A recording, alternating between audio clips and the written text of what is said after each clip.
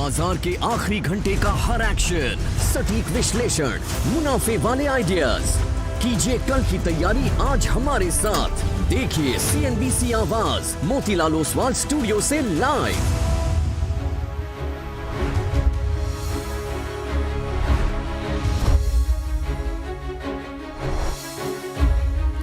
नमस्कार, CNBC आवाज Motilal Oswal live studio में आप सभी का स्वागत है। आप देख रहे हैं कमाई का अड्डा। मैं हूं आपके साथ श्रेया ठाकुर। और अप्रैल सीरीज की एक्सपायरी का दिन मार्केट प्रेशर में नजर आएगा। ऊपरी स्तरों से निफ्टी ने अपनी बढ़त गंवाई। बैंक निफ्टी में और प्रेशर बढ़ता हुआ। ब्रेथ भी देखिए इंट्राडे में डिटोरिएट हुआ। साथ ही PSU बैंक अगर आप देखें तो उस गाइडलाइंस के बाद वहां पर भी प्रेशर बन रहा है। मार्केट में इस गिरावट के पीछे दो कारण, एक तो क्रूड में उछाल, साथ ही रुपए में कमजोरी। लेकिन बड़ा सवाल यही कि मार्केट में अब यहाँ से आगे क्या करना है, कैसे नेविगेट करें, कौन से लेवल्स अब इंपॉर्टेंट होंगे, सब पे होगी चर्चा। लेकिन शुरुआत हेडलाइन से। क्रूड के $111 के पार निकलने और रुपए की कमजोरी बाजार पर पड़ी भारी। अप्रैल सीरीज की एक्सपायरी के दिन निफ्टी ऊपरी स्तरों से करीब 150 पॉइंट फिसलकर 24,000 के पास। बैंक निफ्टी 500 पॉइंट से ज्यादा फिसला। हालांकि हल्की बढ़त के साथ मिड कैप और स्मॉल कैप आज भी कर रहे हैं आउट परफॉर्म। आज के बिग स्टॉक्स स्पॉटलाइट और 4GPT बड़े सटीक अच्छे नतीजों के बाद नाम इंडिया शेयर करीब 4% उछलकर वायदा के टॉप की नस्ल में शमार। साथ ही सिटी यूनियन बैंक भी तेजी में। स्पॉटलाइट हिंडाल्को कोचिन शिपयार्ड में भी मजबूती कायम। उधर मजबूत चार्ज के दम पर JSW एनर्जी और अंबर में खरीदारी कायम। क्रूड में तेजी और RBI के सख्त प्रोविजनिंग नियम से PSU बैंकों में बिकवाली। करीब 2% फिसला इंडेक्स। 4% फिसल कर वायदा का टॉप लूजर बना यूनियन बैंक। साथ ही Canara bank, bank of India और PNB 2% फिसले। आपके चैनल पर सुबह किया गया था सटीक एनालिसिस। कमजोर बाजार में भी कैपिटल मार्केट शेयरों में अच्छी रफ्तार। 1% ज्यादा चढ़ा इंडेक्स। साथ ही केमिकल और तेल गैस शेयरों में भी हल्की खरीदारी कायम। वहीं NBFCs और IT शेयरों में दिख रहा है दबाव। और कल आएंगे निफ्टी में शामिल बजाज फाइनेंस के चौथी तिमाही के नतीजे। 19% बढ़ सकता है कंपनी का मुनाफा, लेकिन क्रेडिट कॉस्ट बढ़ने से नेट इंटरेस्ट मार्जिन पर दिख सकता है दबाव। साथ ही फेडरल बैंक, इंडियन बैंक समेत वायदा की 9 कंपनियों के नतीजों का भी रहेगा इंतजार। और एयरलाइन इंडस्ट्री ने सरकार को लिखी चिट्ठी। ATF पर एक्साइज और वैट घटाने की मांग की। फेडरेशन ऑफ इंडियन एयरलाइंस ने कहा हालात नहीं सुधरे तो बंद करनी होगी फ्लाइट्स। 30 से 40% से बढ़कर अब 55 से 60% हो चुका है कुल लागत में ATF का हिस्सा। सूत्रों के हवाले से CNBC आवाज की एक्सक्लूसिव खबर।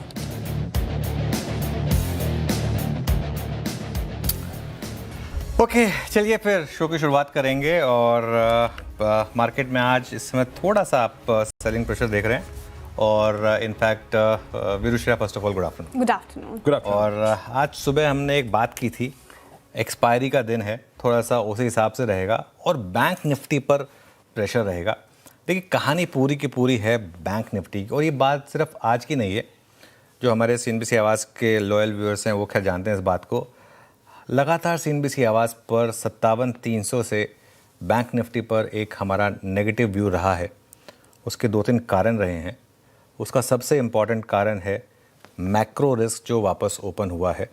और इसके बारे में अगर आप बात करें, हालांकि पिछले हफ्ते कोई इसकी बात करना नहीं चाहता था श्रेया, लेकिन अगर आप देखें, एक तो निफ्टी ने भी ऑप्शन राइटर्स की रेंज को रिस्पेक्ट करा, लेकिन पहले मैं बैंक निफ्टी की बात करना चाह रहा था। ब्रेंट क्रूड 111 पर और डॉलर रुपये 94.55 पर। एक बार इन दोनों को रखिएगा आप। ये थोड़ा सा समझना ज़रूरी है दर्शकों को कि ब्रेंट क्रूड 111 पर, हमारा हाई था करीब करीब 118। हम मोर और लेस जो मार्च में थे वो 115 पर थे, ठीक है। रुपये है 94.53 पर। रुपये का एक महीने का चार्ट और रख दीजिएगा, और रुपये का एक महीने का चार्ट आपको एक कहानी कह रहा है। ये तो खैर आज का चार्ट है 94.53। हम 95.21 तक गए थे। उसके बाद जो RBI के स्टेप्स आए थे, उसके बाद 3 रुपये की रिकवरी आई थी। जी हाँ, पूरे 3 रुपये की रिकवरी आई थी। उसमें से 2 रुपये से ज़्यादा स्वाहा हो चुके हैं। 2/3 से ज़्यादा रिकवरी डॉलर रुपये की स्वाहा हो चुकी है। ब्रेंट क्रूड वापस 111 पर आ चुका है। और इसीलिए पिछले हफ्ते हमने बात की थी एक बाज़ार के लिए एक बड़े रिस्क की, कि वापस एक मार्केट के लिए बड़ा रिस्क ओपन हो रहा है। ठीक है, वो जो सीज़ फायर से रिलेटेड एक शॉर्ट कवरिंग मूव था वो आ चुका है, वो प्ले आउट हो चुका है। लेकिन अगर आप डॉलर रुपी देखें या फिर आप ब्रेंट क्रूड देखें, हम मोर और लेस मार्च के लेवल्स तक आ चुके हैं। इवेंचुअली काम की बात ये, बाकी सब बेकार की बात है। बाकी काम की बात ये, एक और इश्यू हुआ, आरबीआई का जो सर्कुलर आया उससे भी बैंक निफ्टी का सेंटिमेंट काफ़ी वीक हुआ। कल शाम को हमने एक रील भी बनाई थी हमने श्रेया, उसमें पूरा एक्सप्लेन भी किया था। और अगर आप देखें तो उसके बाद बैंक निफ्टी काफ़ी गिरा। हालांकि प्राइवेट बैंक पर उनका इतना इम्पैक्ट नहीं है, लेकिन क्या होता है ना, सेंटिमेंट एक बार ख़राब हो तो फिर मार्केट कहीं से भी कारण खोज लेता है। तो थोड़ा सा यहाँ पर एक इशू हुआ। मिड कैप और स्मॉल कैप यहाँ पर अभी भी आउट परफॉर्मेंस है, एक चीज़ मैं ज़रूर कहूँगा। हालांकि आज मार्केट ब्रेथ उतनी स्ट्रांग नहीं है, लेकिन मिड कैप एटलीस्ट ग्रीन में है, स्मॉल कैप एटलीस्ट ग्रीन में है। भले ही मार्केट ब्रेथ अब डिक्लाइंस के फेवर में हो, मतलब गिरने वाले से ज़्यादा है, लेकिन फिर भी वो इतना ख़राब नहीं है। लेकिन जो डॉलर रुपी का और जो ब्रेंट का कॉम्बिनेशन है ना, वो थोड़ा सा नेगेटिव लग रहा है। नेगेटिव है, इसलिए तो मार्केट ने इनफैक्ट निफ्टी ने ऊपरी स्तरों से अपनी बढ़त गंवाई है सर।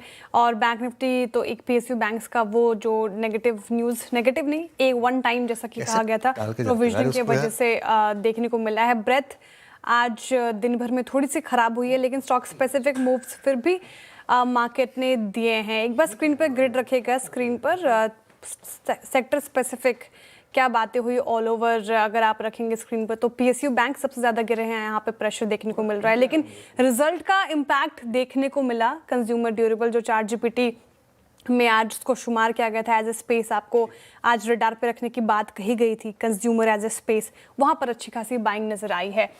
लेकिन सर सवाल यही अब अहम हो जाता है कि वो जो रेजिस्टेंस लेवल था वहाँ तक गए हमने, उसको फिर हम पार नहीं कर पाए, लेकिन अब फिर से ऊपरी स्तरों से बढ़त गंवाई है और सबसे बड़ा सिरदर्द वही क्रूड और गिरता रुपया। तो कैसे अब नेविगेट करें इन सब के बीच इस मार्केट को? देखिए श्रेया, एक चीज़ बहुत क्लियर है, रेट सेंसिटिव सेक्टर्स में वापस एक रिस्क ओपन हो रहा है और क्रूड का इस तरीके से बढ़ना वापस एक बड़ा नेगेटिव है। कल सुबह तो ऐसा लग रहा था कि क्रूड नीचे आ रहा है, लेकिन अब जिस तरीके से क्रूड वापस आया है ये बड़ा नेगेटिव है। और इसीलिए आज सुबह हमने एक व्यू लिया था कि मई एंड की पुट ले लीजिए। अगर आपसे इतनी ज़्यादा वॉलेटिलिटी नहीं संभल ली जाती है तो मई एंड के पुट की बात की थी हमने। और ये बात आई थिंक मैं कह रहा हूँ अभी आगे जाकर और लोग बात करेंगे इसकी।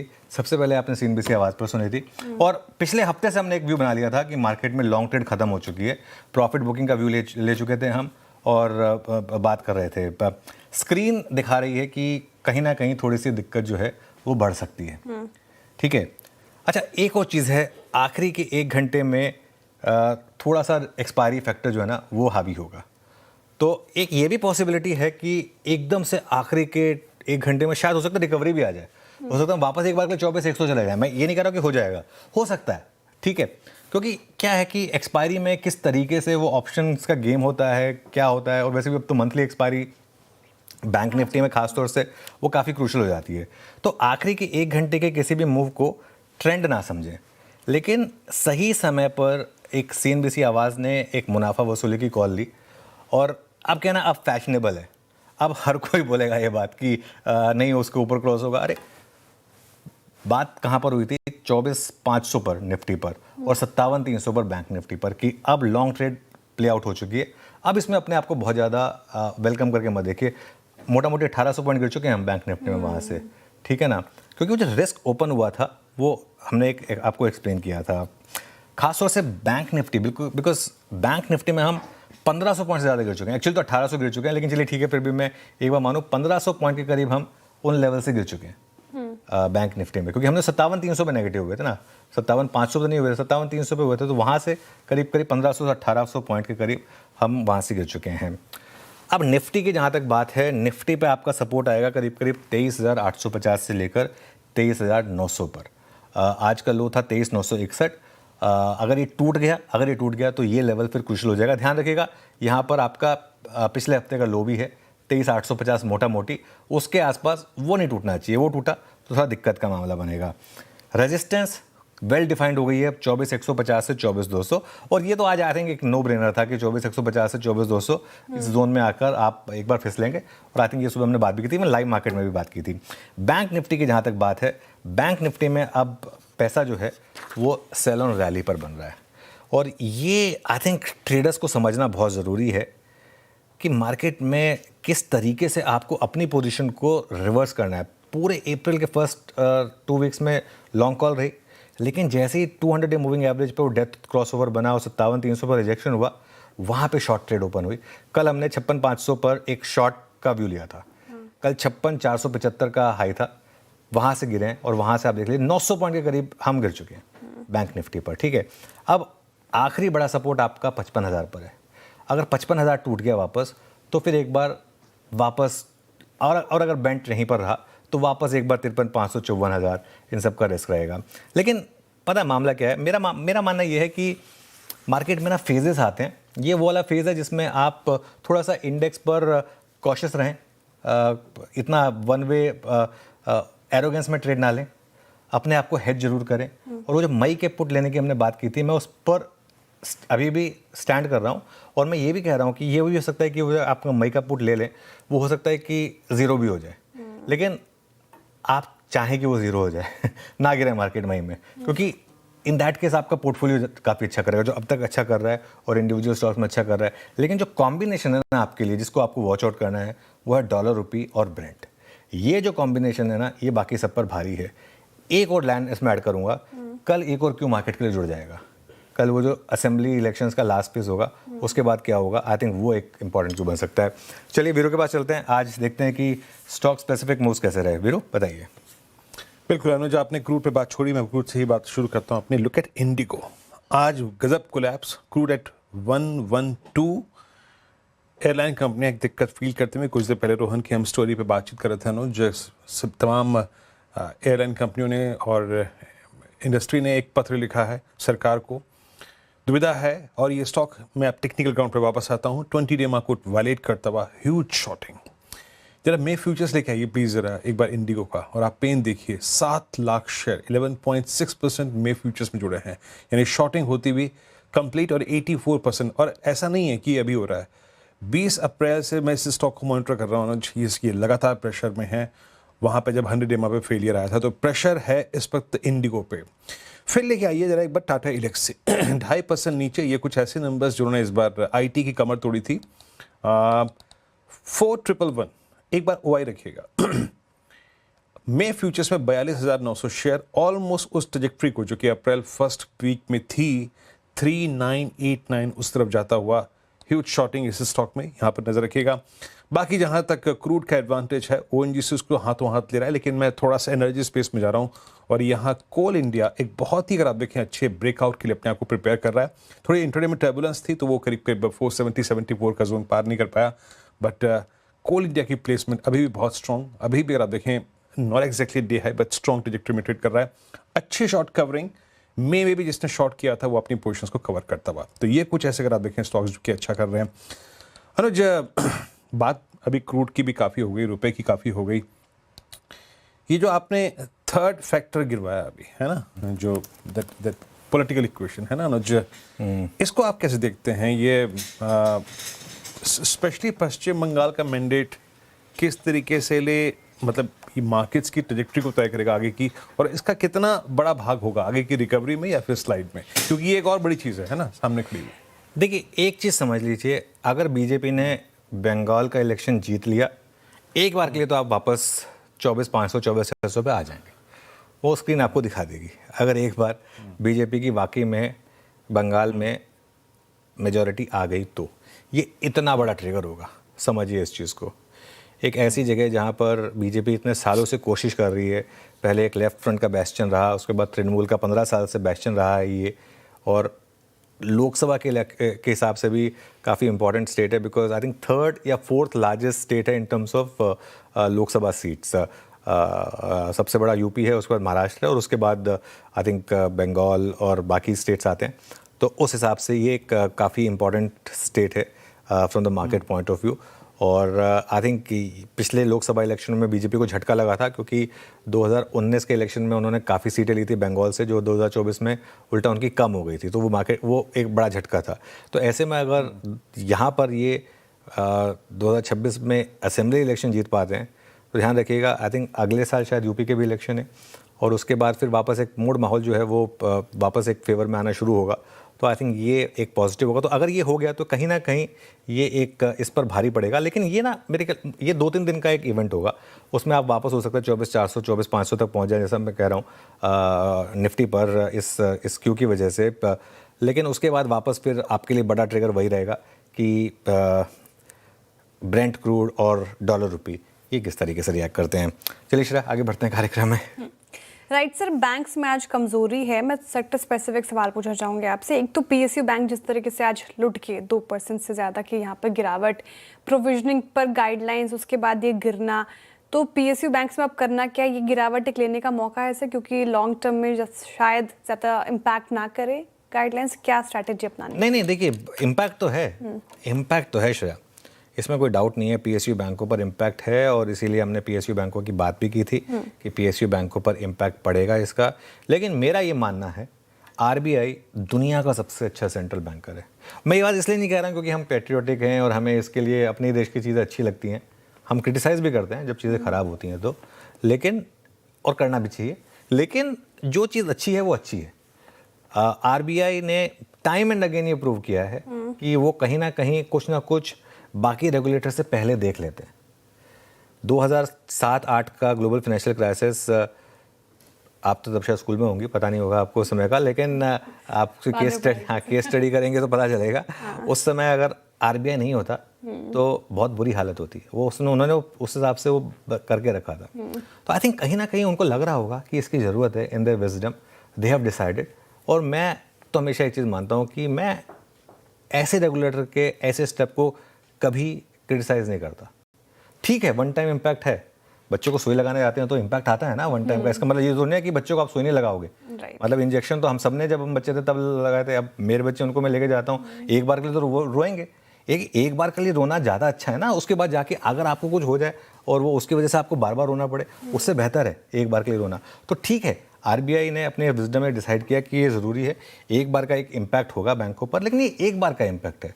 और उसके बाद, और मेरा तो ये मानना है हमेशा जब भी ऐसे स्टेप्स होते हैं ना, स्ट्रॉन्ग बिकम स्ट्रॉन्गर, और वो एक कई बार ज़रूरी होता है। तो ठीक है, आज थोड़ा प्रेशर है उसकी वजह से, लेकिन यही पीएसयू बैंक, इनमें जो स्ट्रॉन्गर पीएसयू बैंक्स होंगे ना, यही और स्ट्रॉन्ग बनकर उभरेंगे। जैसे अब एसबीआई है फॉर एग्जांपल, एसबीआई में अब ये मौका है। एसबीआई को नहीं गिरना चाहिए था इसकी वजह से, लेकिन गिर गया। आज सुबह नहीं गिरा था एसबीआई, लेकिन अब ओवरऑल एक इम्पैक्ट आ रहा था तो एसबीआई भी गिर गया। लेकिन ये एक मौका है आपके लिए, ऐसे ही आपको एक दो और स्टॉक्स ढूंढने होंगे। अब पूरी की पूरी पीएसयू बैंक निफ्टी, इस पर आप एक बुलिश भी लेना चाहते हैं या नहीं, ये आई थिंक आपके ऊपर डिपेंड करता है। लेकिन ठीक है, इसमें ये एक एक्सपेक्टेड था, हो गया, कोई दिक्कत की बात नहीं है। चलिए अब एक काम करते हैं, अब आते हैं हम जरा आज के रफ्तार के घोड़े और फिसड्डी स्टॉक्स पर। इनमें सबसे पहले हम ले रहे हैं Crompton consumer. White good theme पर लगातार बुलिश थे हम। आई थिंक कल या फ्राइडे को शायद हमारी चार्ट जीपीटी में भी पहला स्टॉक था ये क्रॉम्पटन कंज्यूमर। ओएनजीसी और ऑयल इंडिया, यहाँ पर कच्चे तेल में उछाल का एक बहुत बड़ा इम्पैक्ट आपको देखने को मिल रहा है। ओएनजीसी 4.25% ऊपर है, ऑयल इंडिया ये भी करीब 4.25% ऊपर है। निपॉन लाइफ एएमसी ऊपरी स्तरों से थोड़ा हल्का हुआ है, लेकिन फिर भी ग्रीन में रहा है पूरे दिन। और सुबह तो एक बार के लिए काफ़ी अच्छा गया था, 7% तक ऊपर हो गया था। रौनक है अभी भी यहाँ पर इसमें। अब आते हैं फिसड्डी स्टॉक्स पर। फिसड्डी स्टॉक्स में क्या क्या है? पहले है इटर्नल, नतीजों से पहले की थोड़ी सी गिरावट यहाँ पर। यूनियन बैंक, आज देखिए जो सुबह हमने बात की थी, जो पीएसयू बैंकों की, सबसे ज़्यादा असर यूनियन बैंक पर पड़ेगा। ये सिर्फ सीएनबीसी आवाज़ पर बात हुई थी। मतलब एक कह देना कि पीएसयू बैंक पूरा और एक स्टॉक स्पेसिफिक बात करना, आई थिंक दोनों में फ़र्क होता है। हमने यूनियन बैंक सेलेक्ट किया था सुबह। और इंटरग्लोब एविएशन, कुछ देर में रोहन को भी जोड़ेंगे। एक इंपॉर्टेंट चीज़ है यहाँ पर, इंटरग्लोब में कच्चे तेल की कीमतों का एक इम्पैक्ट, और यहाँ पर क्लियरली आप प्रेशर देख रहे हैं। तो ये कुछ आपके स्टॉक स्पेसिफिक मूव। चलिए कुछ आज के और ट्रेंडिंग स्टॉक्स और उसके अलावा फिर कार्यक्रम क्रम समझ लेते हैं। जी, ट्रेंडिंग स्टॉक्स से शुरुआत करते हैं क्योंकि मार्केट प्रेशर में है और ऊपरी स्तरों से थोड़ा सा फिसला है। तो शुरुआत करेंगे जहां ज़्यादा डेंट पड़ा है आज के सेशन में। स्टॉक्स इटर्नल, देखिए एक तो रिजल्ट भी आने उससे पहले थोड़ी कमजोरी, और साथ ही अमेजॉन नाउ अब 100 सिटीज़ में अपने पैर पसार रहा है। उसका कंपटीशन का एक असर इटर्नल पर देखने को मिल रहा है। 3.5% नीचे आज के सत्र में। इंटरग्लोब एविएशन, क्रूड में उछाल और जो अपडेट है वो समझेंगे आगे। यहाँ पर भी डेंट है, 3% नीचे है। HCL tech IT space back foot पर 2.5-3% ये भी लुढ़क गया। और एक्सिस बैंक में मुनाफा वसूली आज हम देख रहे हैं 2.5% से ज़्यादा। इसके अलावा यूनियन बैंक पूरा PSU बैंक टूटा पड़ा है और प्रोविजनिंग गाइडलाइंस के बाद तो 3.5% का रेंट यहाँ पर भी। SBI कार्ड क्वार्टर 4 नतीजे नहीं भाई, 3.5% नीचे है। टाटा टेक 3% के करीब गिरावट और पिरामिल फार्मा भी आज मुनाफा वसूली का शिकार हुआ है। लेकिन इस मार्केट में कौन से स्टॉक्स चले हैं आज? ONGC क्रूड में उछाल और उसका एक बड़ा फायदा इसको 4.5% चढ़ गया। कोल इंडिया नतीजे अच्छे, ब्रोकरेजेस भी बुलिश तो लगभग 3% चढ़ गया। अडानी एंटरप्राइजेस, पूरे अडानी स्टॉक्स में अगर आप देखें तो अच्छी खासी तेजी है, 2.5% की रैली यहाँ पर। और डॉक्टर रेड्डीज आज चला है 1.5% से ज़्यादा। इसके बाद आप देखें कंज्यूमर स्पेस की लगातार चर्चा हुई है तो क्रॉम्पटन यहाँ पर 3.5% ज़्यादा की तेजी। ONGC again, Nippon life India चढ़ गया, ये चार्ट जीपीटी में भी शुमार किया गया था, 3.5% की तेजी। और ग्लेनमार्क फार्मा 3% से ज़्यादा उछलकर आज के सेशन में कामकाज कर रहे हैं। लेकिन आगे बताते हैं कि शो में होगा क्या, कार्यक्रम का क्रम समझाते हैं आपको। फंडामेंटल राय देने के लिए हमारे साथ हैं मार्केट समिति इंडिया के मयूरेश जोशी जी। टेक्निकल कॉल्स लेंगे हम प्रकाश गाबा, मानस जायसवाल, रचना वैद्य, कविता जैन, अमित सेठ और जतिन गेड़िया जी से। 2:20 पर रुपए की कमजोरी के क्रूड कनेक्शन को समझाने के लिए हमारे साथ जुड़ेंगे लता वेंकटेश। 2:30 बजे आरबीएल बैंक पर बुलोर वर्सेस बेयर होगा। 2:35 पर नूपुर से समझेंगे कि क्या कहती है डिफेंस पर डैम कैपिटल की बुलिश रिपोर्ट। 2:40 पर अप्रैल की MTF पोजीशन का पूरा अपडेट देने के लिए जुड़ेंगे हरमास फताकिया। 2:45 पर कल आने वाले नतीजों पर बजाज फाइनेंस के नतीजों का अनुमान बताएंगे नूपुर। फेडरल बैंक और वेदांता के नतीजों का अनुमान समझेंगे आशीष से। और कंचन बताएंगे आपको एम्फेसिस के नतीजे कैसे रह सकते हैं। 2:55 पर बिग मार्केट वॉइस में हमारे साथ जुड़ेंगे पाइपर सरिका के फाउंडर एंड फंड मैनेजर अभय अग्रवाल जी। 3:10 पर अनुज जी से स्ट्रैटेजी कल के लिए। 3:15 पर डेली रूम चेक और 3:20 पर होगा BTST STBT कॉल्स। ओके, चलिए शुरुआत करते हैं हमारे पैनल से और थोड़ा काम की बात करते हैं। कुछ स्टॉक स्पेसिफिक ट्रेड्स भी हो जाएं आपके लिए। गुड आफ्टरनून आप सभी को। लेडीज फर्स्ट, रचना जी आपकी ट्रेड। जी गुड आफ्टरनून। एंड मेरी तरफ से जो ट्रेड रहेगी at this point in time that will be in Federal Bank. Federal Bank को हम शॉर्ट साइड पे प्ले करेंगे। एंड यहाँ पे हम जो फ्यूचर्स पे 291.5 के करीब बैठे हुए हैं, हम इसमें ऐसे लगाएंगे 293 पे। डाउन साइड पे हमारा टारगेट रहेगा 289 एंड 288। 289, 288 का लक्ष्य रहेगा सेल पे। लेडीज फर्स्ट में रचना जी हो गए। अब फर्स्ट जेंट्स में मानस जी को पिक करते हैं। मानस जी आपका ट्रेड क्या होगा, आप क्या पिक कर रहे हैं? गुड आफ्टरनून विरेन जी। तो देखिए GMR एयरपोर्ट्स पे खरीदारी करने की राय रहेगी। GMR में करेक्शन देखने को मिला था, करीब 200 मूविंग एवरेज टेस्ट भी हुए 2 दिन पहले, लेकिन रिकवरी देखने को मिली तो 10-20 मूविंग एवरेज रीगेन हो गए। मेरा समझना है कि एक शॉर्ट टर्म बॉटम बना है, करंट लेवल्स पे खरीदारी करेंगे। 96 का स्टॉप लॉस लगाएंगे, 100 रुपए तक के टारगेट्स पॉसिबल हैं GMR एयरपोर्ट्स में। ये कैश लेवल्स हैं। अगर चाहें तो 98 वाला मई मंथ का कॉल ऑप्शन जो 4 रुपए के आसपास चल रहा है, वहां पर 3.5 रुपए का स्टॉप लॉस लगा लें और 5.5 रुपए के टारगेट सेट कर लें। GMR एयरपोर्ट्स मानस जी को पसंद आ रहे खरीदारी की राय। तो एक सेल साइड की ट्रेड और एक बाय साइड की ट्रेड अभी आई है। कविता जी गुड आफ्टरनून, आप किस साइड है? Hi, good afternoon, Shreya. Good afternoon, everyone. So buy side होगा trade and that is on Polycab. As of now, 8190 के level पर है और on a daily chart अपने 10 EMA के ऊपर अच्छे से placed है, forming morning star formation. So 8300, 8350 के प्राइस मूव के लिए Polycab पर आप एक buy trade दे सकते हैं। Stop loss मेंटेन करना चाहिए 8100 पर। पॉलीकैब ये हो गई कविता जी की ट्रेड। गाबा सर के पास चला जाए। Gaba sir good afternoon. Gaba sir बताइए आपकी trade. Good afternoon to you. मेरे ख्याल से शॉर्ट रहेगा और वो रहेगा एक्सिस बैंक। इसमें गिरावट तो है और ट्रेड कर रहा है 1291 के आसपास। 1300 का स्टॉप लगाएंगे, 9 रुपए का स्टॉप है। Down side to 1280 first target है, आज पॉसिबल है लेकिन वीक है। आते दिनों में और भी लोअर लेवल देखने को मिल सकते हैं axis bank. Okay, axis bank कल के अगर देखिए अपने नंबर्स के बाद से जो कोलैप्स हुआ था उसको अभी तक झेल ही रहा है और अभी भी डीलों की तरफ ट्रेड करता है। ह्यूज शॉर्टिंग एक्सिस बैंक में। अमित गुड आफ्टरनून, आपका ट्रेड। जी good afternoon Viren ji, good afternoon Anuj ji, Shreya ji and everybody on the panel. Viren ji मेरा ट्रेड शॉर्ट साइड में रहेगा SBI कार्ड्स। SBI कार्ड का स्ट्रक्चर कंटिन्यूअसली वीक है। रिसेंटली जो एक पुल बैक आया था उसने 10 और 20 डेमा पे होल्ड किया। अभी भी चार्ट्स पे लोअर लो लोअर हाइज हैं और आज के सत्र में हमने देखा कि एक ऑलमोस्ट ब्रेक के साथ जो अप स्लोपिंग चैनल बना था वो स्टॉक ने तोड़ दिया है towards negative side once again. लगभग 649 का प्राइस है फ्यूचर्स में। इसे शॉर्ट करना है स्टॉप लॉस रहेगा 656 का और टारगेट्स रहेंगे 634 के। एसबीआई कार्ड नतीजे पसंद नहीं आए स्ट्रीट को और स्टॉक नीचे कामकाज करता हुआ नजर आएगा। बिकवाली की राय 3.5% डाउन है आज के सेशन में, अमित जी की तरफ से आ गई। लेकिन इस मार्केट में आपका इन्वेस्टमेंट आइडिया क्या हो, ये समझ लेते हैं मयूरेश जी से। मयूरेश जी, गुड आफ्टरनून, स्वागत है आपका कार्यक्रम में, बताइए आपका investment idea. Afternoon, Shreya. Afternoon, Anuj ji, Viru ji, and everyone on the panel. तो हमें लगता है, I think PAR as a space will continue doing well. और ये पूरी इकोसिस्टम, जनरेटर्स हो, ट्रांसमिटर्स हो, ईपीसी प्लेयर्स जो है, फाइनेंशियर्स हो, ये अच्छे करने चाहिए। विद इन फाइनेंशियर्स हमें लगता है पीएफसी ये काफी पसंद आ रहा है हमें स्विंग के हिसाब से। हमें लगता है, आई थिंक जो रिक्वायरमेंट है इन terms of setting up capacities, जो हम 500 गीगावाट की टारगेट लेके चले हैं रिन्यूएबल्स को लेके, और जो एग्जिस्टिंग थर्मल एडिशंस भी होंगे अच्छे खासे, और bulk heavy lifting will be done by public sector enterprises. और कहीं ना कहीं आई थिंक जो पीएफसी का एक लेंडिंग मैकेनिज्म है, या large part of that pool will happen to public sector enterprises in the power space itself. जो रिक्वायरमेंट रहेगी बैलेंस शीट के हिसाब से in terms of leverage position of PSC, I think very well balance balance sheet है।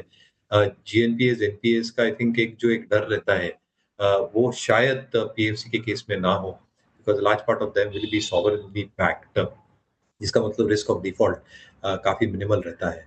At the same time ये नहीं भूलना चाहिए कि आई थिंक जो डिविडेंड यील्ड पीएफसी देती है ये काफी सिग्निफिकेंट है। तो हमें लगता है I think par as a space is expected to continue doing well irrespective Middle East crisis में क्या होता है, या वेस्ट एशिया वॉर में कितना एलोंगेट होता है। और इसलिए हमें लगता है आई थिंक जो रेटिंग रैंकिंग का मार्केट्स में देखते हैं ये अच्छा विकल्प हो सकता है। क्लियर डिस्क्लेमर, ये स्टॉक हमारे मॉडल पोर्टफोलियो का हिस्सा है, क्लाइंट्स की इसमें पोजीशनिंग हो सकती है। ओके, चलिए, तो ये बात हो गई अब स्टॉक स्पेसिफिक का। अब बात करते हैं मैक्रो की, क्योंकि बाजार का फोकस आज फिर रुपए पर है। देखिए 90, एक बार एक महीने का चार्ट वापस रखिएगा, जैसे हम शुरू में एक्सप्लेन कर रहे थे आपको, 95 से वो आरबीआई के इंटरवेंशन के बाद 92.41 तक गए हम। 3 रुपए की ऑलमोस्ट रिकवरी थी, जिसमें से अब 2 रुपए स्वाहा हो चुका है। क्या ये पूरा का पूरा क्रूड का इम्पैक्ट है या कुछ और है, ये समझते हैं लता मैम से। लता मैम, गुड आफ्टरनून। तो एक क्लियर कट मार्च के लेवल्स पर हम ऑलमोस्ट पहुंच रहे हैं, डॉलर रुपये पर, और क्रूड पर भी ऑलमोस्ट वहाँ पर पहुंच रहे हैं। क्या यही मेन एक कारण है मार्केट के इसके लिए? क्रूड बहुत बड़ा कारण है, क्योंकि हर डॉलर, हर इंक्रीज में हमारा बैलेंस ऑफ पेमेंट्स, हमारा करंट अकाउंट डेफिसिट बढ़ता है। डॉलर्स की जितनी किटी है वो काफ़ी नहीं है, हमें ज़्यादा पे करना पड़ेगा, और इसलिए डॉलर पर असर पड़ता ही है, बुलिश ऑन डॉलर और नेगेटिव ऑन रुपी। और आपने ठीक समझा कि ये मार्च 28 के एफर्ट्स के बाद ये सबसे लोएस्ट पॉइंट है। वहाँ से अभी हम और 50 पैसे में वो लेवल पर पहुँच जाएंगे। अभी स्पेक्यूलेशन एकमात्र कारण था कि और लेकिन ओनली रीज़न नहीं था कि रुपी प्रेशर में था, फंडामेंटली प्रेशर में है because of crude. The second pressure was, आपको याद होगा फ्राइडे को एफपीआई सेल नंबर था 8,828। वो कितना है, $1 बिलियन हो गया ना, फिर डिवाइडेड बाय 90 ऑलमोस्ट। तो जो मार्च में रोज का एवरेज था वैसे, हाँ, एक बार के लिए, हाँ, विच इज वो भी डॉलर पे असर दिख रहा था। लेकिन वो नॉर्मली स्पॉट डेट की वजह से 1 वर्किंग डे के बाद वो निकालने का उनको क्षमता है। तो आज शायद वो लोग खरीद के जा रहे, फायदा उस दिन रुपये उनको मिला होगा, और आज वो डॉलर खरीद के लेके जा रहे हैं, तो वो प्रेशर भी आता है। लेकिन क्रूड का प्रेशर आरबीआई ने थोड़ा कम किया है, बिकॉज वो अभी डायरेक्टली एक ही बैंक से लेते हैं जहां आरबीआई उनको सप्लाई करता है। नहीं तो वो लोग हर एक बैंक से कोट मांगेंगे, और एग्जैजरेटेड फीलिंग होगा कि डॉलर डिमांड कितना है। अब वो थोड़ा बहुत स्ट्रीमलाइन हो गया है, तो आरबीआई के सभी ट्रिक्स खत्म हो रहे हैं। एक तो बैंक्स के शॉर्ट स्पेक्युलेटिव पोजीशंस को कम किए, फिर ऑयल के डिमांड को जरा स्ट्रीमलाइन किया। अभी और फंडामेंटल रीजंस हमको और नीचे ही ले जाएगा, इसमें कोई शक ही नहीं है। लेकिन okay, if you want satisfaction in this context, सभी एशियन करेंसीज आज नीचे हैं, क्योंकि सब लोग तो विक्टिम है स्ट्रेट ऑफ हॉर्मुज के। Everybody to the east of strait of Hormuz has a problem. तो सबके करेंसीज वीक है, और हम मिडिल में हैं। हमसे वीक है थाई बात एंड फिलिपिनो पेसो, और हमसे जरा स्ट्रॉन्ग है KOSPI, Korean won, Taiwanese dollar. तो हम लोग बीच में हैं। We are not the worst performers, at least we are as affected as everyone else in Asia. Right, शुक्रिया था मैम। तो खैर ये मार्केट के लिए एक बड़ा मैक्रो रिस्क ओपन होता हुआ, और यही कारण, एक और कारण भी है कि बैंक निफ्टी अंडर परफॉर्म कर रहा है। खैर उसमें एक और कारण था जो आरबीआई का सर्कुलर आया, हालांकि वो ज़्यादातर पीएसयू बैंक पर इम्पैक्टफुल था, लेकिन फिर भी एक ओवरऑल जैसे कि आप फ्लैशेस में देख रहे हैं 7 सेशंस में करीब करीब 2 रुपये हम गंवा चुके हैं, ये एक इम्पैक्ट है। चलिए आगे बढ़ते हैं। थोड़ा सा मार्केट कोशिश कर रहा है 24,000 को संभालने के लिए। बैंक निफ्टी भी 55,500 को अभी गिव अप नहीं करना चाहता है और कोशिश कर रहा है उसको प्रोटेक्ट करने की एक बार फिर से। लेकिन एक बार आप लेकर आइए ज़रा HCL टेक वापस, और एक बार आप लेकर आइए टाटा एलेक्सी और टाटा, इन दोनों का ना आप मुझे एक एक हफ्ते का चार्ट दिखाइएगा, HCL टेक का भी और टाटा एलेक्सी का भी। एक ना प्लेयर थे, मैं उनका नाम नहीं लूँगा, है ना, बैट्समैन थे वो, उन्होंने क्या किया, एक मैच में आए और पाकिस्तान के अगेंस्ट मैच चल रहा था, लास्ट बॉल पे उन्होंने चौका मार दिया और वो हम मैच जीत गए। अब ऑब्वियसली पाकिस्तान के अगेंस्ट मैच जीते थे तो बहुत खुश थे सब ने सर आंखों पे चढ़ा लिया। उनको ना 1 साल तक मैच वो सिर्फ इसलिए खेले क्योंकि उन्होंने वो एक चौका मारा था। उसके बाद से वो जितनी बार भी 0 पे आउट हो, कुछ नहीं चौका मारा था पाकिस्तान के अगेंस्ट। अरे पाकिस्तान के अगेंस्ट मैच जिताया था, ऐसे कैसे आप उनको कर सकते हैं?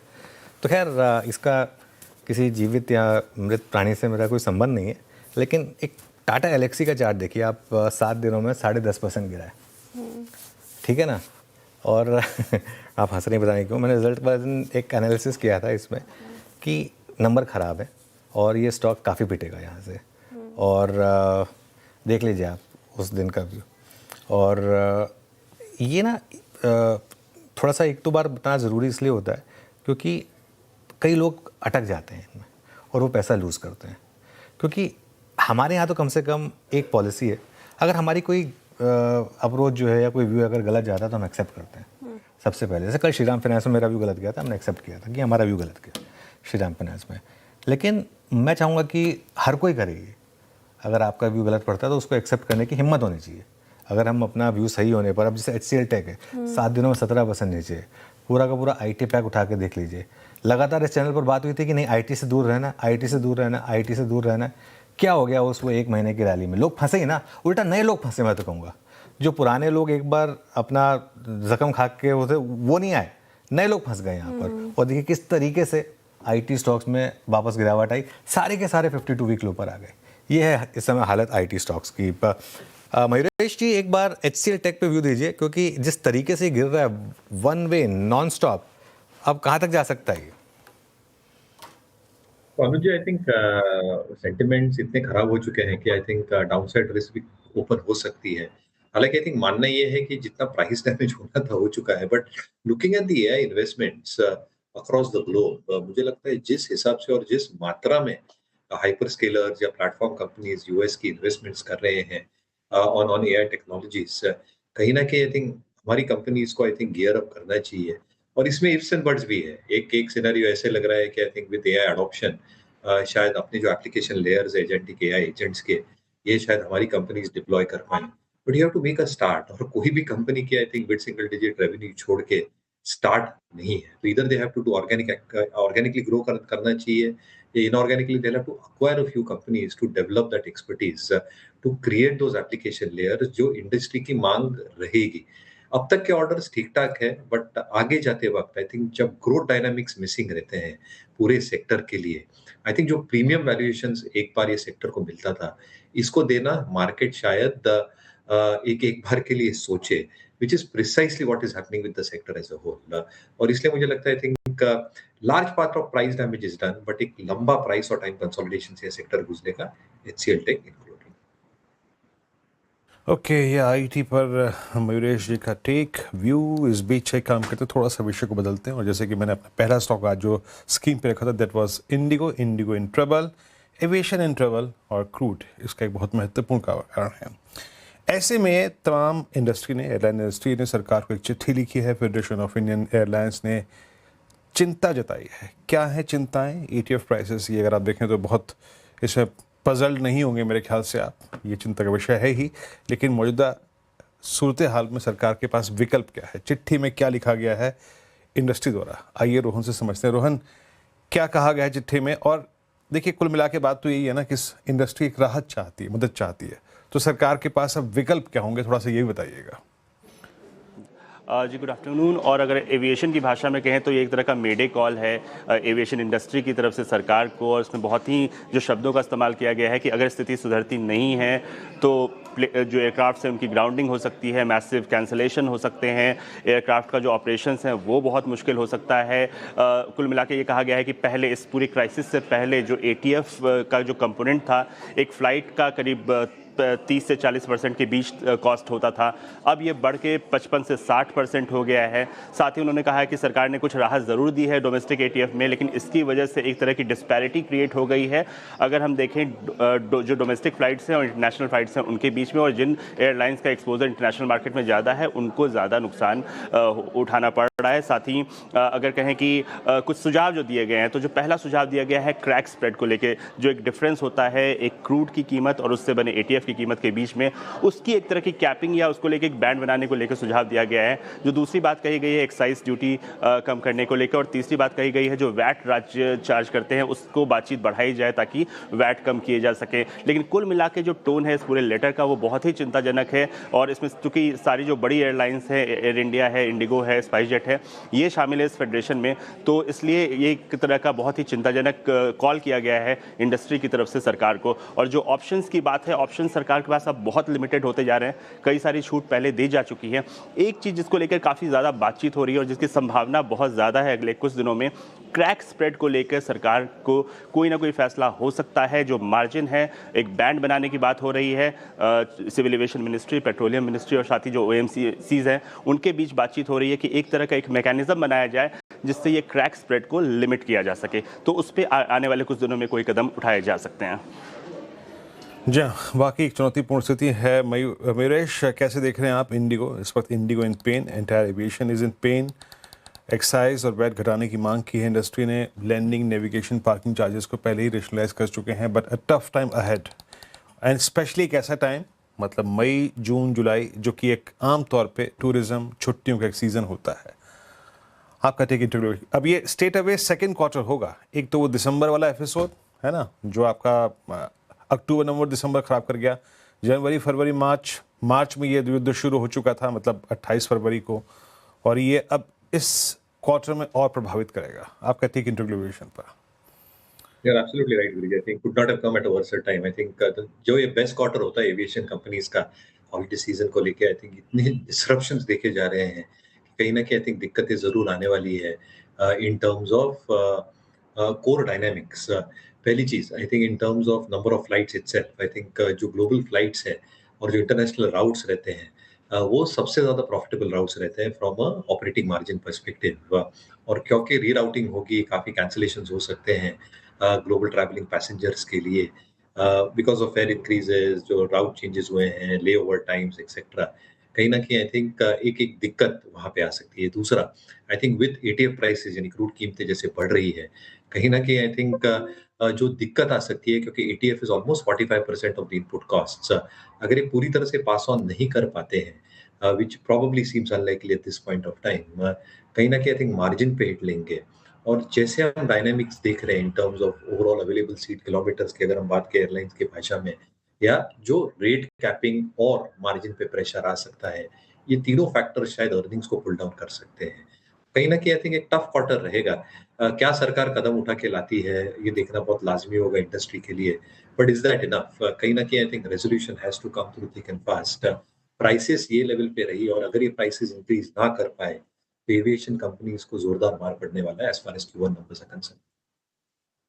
ओके, दिक्कतों से घिरा पड़ा इंटरग्लोब एविएशन 0.3% नीचे आज के सेशन में डेज लो पर कामकाज करता हुआ।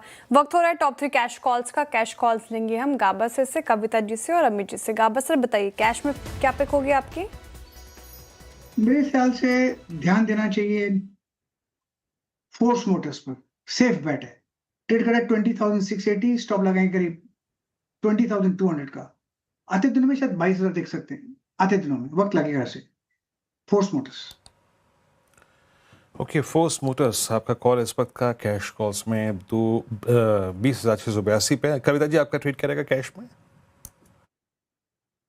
तो वीरेन जी, आरआर कैबल एक स्विंग ट्रेड की तरह देखना चाहिए। बहुत अच्छा ब्रेकआउट दिया है काउंटर ने, 1550 के ऊपर सरपास किया है एक हॉरिजॉन्टल ट्रेंड लाइन को, और एक अच्छे वॉल्यूम के साथ ट्रेड होते हुए दिख रहा है।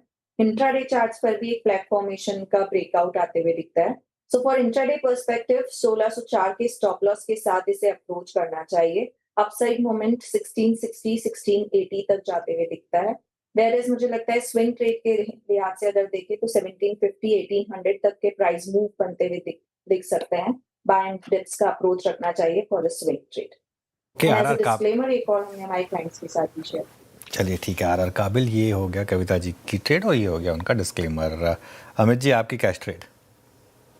जी अनुज जी, मैं रैडिको खैतान के साथ जाऊंगा। वो काफी बेहतरीन चार्ट है। यहाँ पे हमने रिसेंटली एक 7-8 दिनों की स्ट्रॉन्ग रैली देखी, उसके बाद 4 दिनों का काफी एक लो वॉल्यूम मॉडली पुल बैक और टेंडमा से वापस एक अपथ्रस्ट हम देख रहे हैं। तो चार्ट पैटर्न्स काफी अच्छे हैं यहाँ पे और मोमेंटम काफी स्ट्रॉन्ग है स्टॉक में।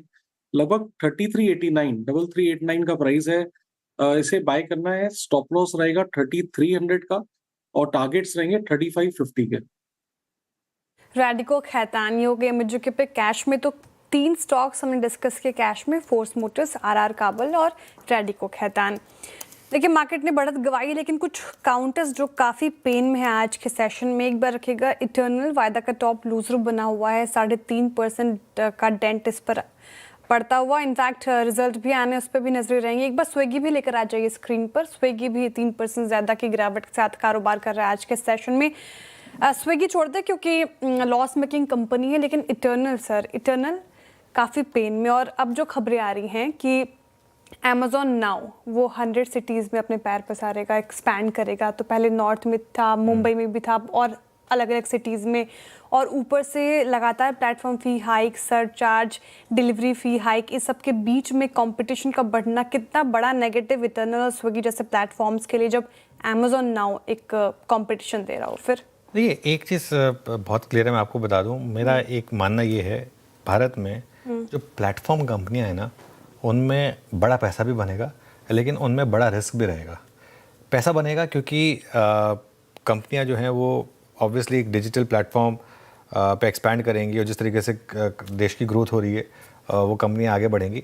लेकिन रिस्क क्या है ना, अब देखिए जो खासतौर से होम ग्रोन कंपनीज़ हैं और जो भारतीय एंटरप्रेन्योर वाली कंपनीज़ हैं, उनको ये बात समझनी होगी, जो बड़े शार्क्स बैठे हैं ना, वो ऐसा नहीं है कि आपको बहुत बड़ी मार्केट में विदाउट कंपटीशन काम करने देंगे। और ये होता आया है। तो कंपटीशन तो आएगा, अमेज़ॉन का आएगा, आगे जाके वॉलमार्ट, फ्लिपकार्ट, ये सब लेकर आएंगे। हो सकता है आगे जाकर रिलायंस की तरफ से भी, रिलायंस रिटेल की तरफ से भी आए, डीमार्ट भी कोशिश कर रहा है। तो कहीं ना कहीं कंपटीशन तो रहेगा इसमें। मेरा मानना है कि इसमें जो सबसे स्ट्रांग प्लेयर है वो सर्वाइव करेंगे और जो सबसे वीक प्लेयर हैं वो बिखर जाएंगे। और इसीलिए अगर आपको इन दो में से कोई एक स्टॉक चुनना हो, इटर्नल या स्विगी, तो उसमें इटर्नल के साथ जाएं, क्योंकि कम से कम इनके पास वो वॉर चेस्ट है उस कंपटीशन को झेलने के लिए, जो शायद स्विगी के पास नहीं है। तो इस वजह से, और ये अगर आप देखेंगे तो एक रहा भी है मार्केट का, अगर आप पिछले 1 साल का मुंह देखेंगे, इटर्नल ने काफ़ी आउट परफॉर्म किया है कंपेयर टू स्विगी। इनफैक्ट दोनों का 1 साल का चार्ट रख दीजिए ज़रा। ये इटर्नल का 12 महीने का चार्ट है, देखिए 8% के करीब ऊपर है, और स्विगी का 12 महीने का चार्ट देखिए 13% नीचे, 21% का एक क्लियर कट डाइवर्जेंस है, जो आपको बता रहा है किस तरीके का मूव। चलिए आगे बढ़ते हैं, बुल वर्सेस बेयर। जी हाँ, हमारी फेवरेट सेगमेंट। और आरबीआई के सख्त प्रोविजनिंग नियमों से भले ही बैंकिंग स्पेस में दबाव है, लेकिन एक बैंकिंग स्टॉक चमक रहा है, वो है आरबीएल बैंक। 3% ऊपर है ये। आज इसी पर करेंगे बुल वर्सेस बेयर। सवाल ये कि आगे भी तेज़ी जारी रहेगी या नहीं। नूपुर सेकेंड डे बुल बनी है लगातार, तो नूपुर बताइए क्या इस पर तेज़ी की तरफ, और आशीष बताएंगे मंदी की तरफ। आज आशीष का दिन है तो सर शुरुआत मैं करती हूँ ताकि मुझे एक एडिशनल पॉइंट मिल जाए यहाँ पर बोलने के लिए। वैसे तो जो अभी हाल फिलहाल में यहाँ पर इन्वेस्टमेंट हुई है एमिरेट्स एनबी की तरफ से करीबन 26,000 करोड़ की, काफ़ी बड़ा इन्वेस्टमेंट है। Single largest foreign direct investment में डाला गया है इंडियन बैंक में। और जो कैपिटल इन्फ्यूज़ होता है ना, तो तब आपके कैपेबिलिटीज़ बढ़ती है, आपका एक्सपेंशन का मोड होता है, आपके कॉस्ट ऑफ फंडिंग कम हो जाती है। तो वही एक सबसे बड़ी पॉजिटिव इसके लिए, और आगे चल के जितनी भी अपॉर्चुनिटीज़ यहाँ से निकल के आती है ना, उस बैंक के लिए काफ़ी पॉजिटिव रहेगी आशीष। लेकिन सारी पॉजिटिव चीज़ें ना भाव में ऑलरेडी शामिल है। 340 रुपये के करीब का 52 वीक हाई है। स्टॉक 325 रुपये के आसपास आज भी 3% की तेज़ी के साथ चल रहा है। एक साल में ये स्टॉक तकरीबन 50% ऊपर आ चुका है। दूसरा कोई एक बैंक तो बताइए ना जिसमें इतनी बड़ी तेज़ी आ चुकी है। एक दो है लेकिन वो फंडामेंटली बड़े स्ट्रॉन्ग है। आरबीएल बैंक में दरअसल ये जो बड़ा डेवलपमेंट हुआ है और इससे जितने भी बेनिफिट आगे जाके फाइनेंशियल्स में, इंटरनल्स में देखने को मिलेंगे, सब भाव में ऑलरेडी शामिल हो गए हैं। नुपुर, यहाँ से बताइए स्टॉक चलेगा कि नहीं? आपने फंडामेंटल्स की बात करी तो तभी तो दम है ना। अभी तो 50% चला है, 50% की रैली तो बाकी है आशीष। कोई बात नहीं, नंबर्स बताती हूँ आपको। FY26 के नंबर्स जब कंपनी ने रजिस्टर किया था तो टोटल डिपॉजिट 25% बढ़ा था, 24% से उसका पूरा बिजनेस यहाँ पर ग्रो होते हुए दिखा था।